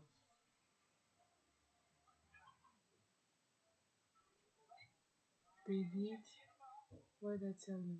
Go to this room. Go to that issue. Yeah.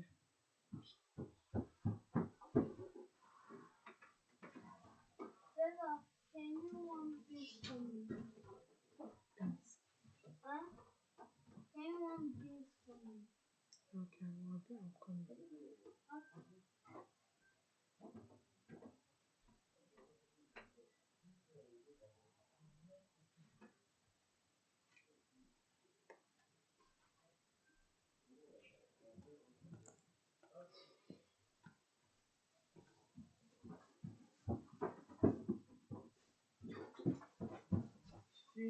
Cynthia. That's it, she give you.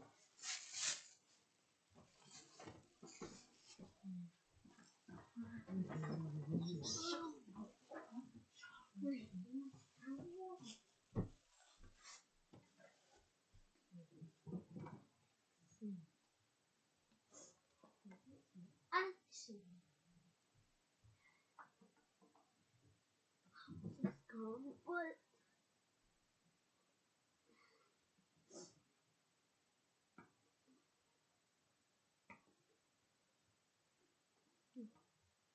Oh,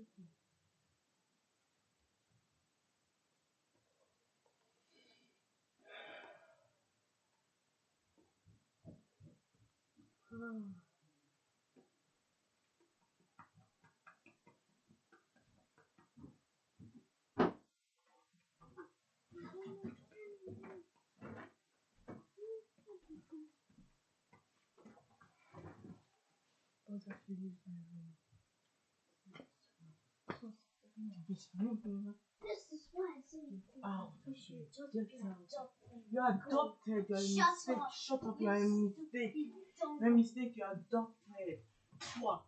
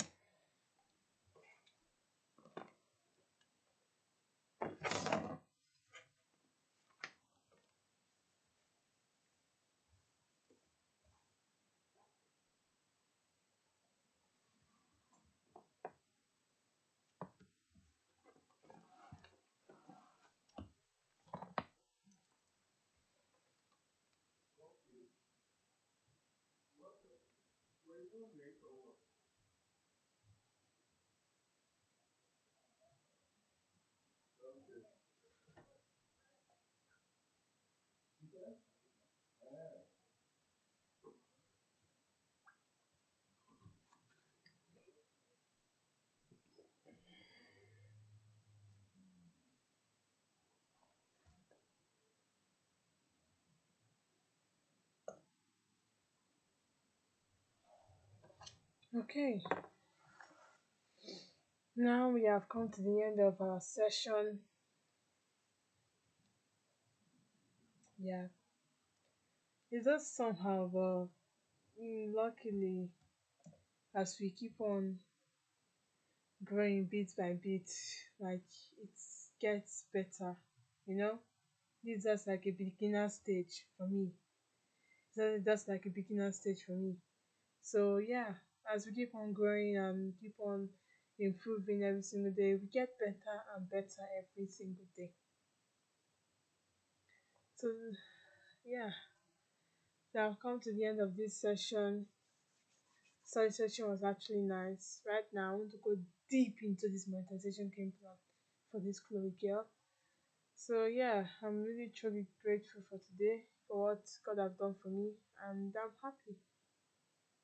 I'm truly happy. No one will make me sad or make me now behind you and stuff like that. Nah, all those things I've come to realize that those things doesn't work in any way. Doesn't work. Just being positive. It burns all this negativity out. So I choose to be positive always. Okay, thank you guys for being there with me. I'm grateful. Thank you. And bye. For the people who stayed this long, you guys are stars. Because that means that you guys are willing to invest in your life and invest more in your life and everything. And put on the effort to shine bright or something like that. I should say, yeah, something like that. But yeah, that's really actually cool. That's so cool. You know? Yeah. Okay, see you guys in the next episode. Bye.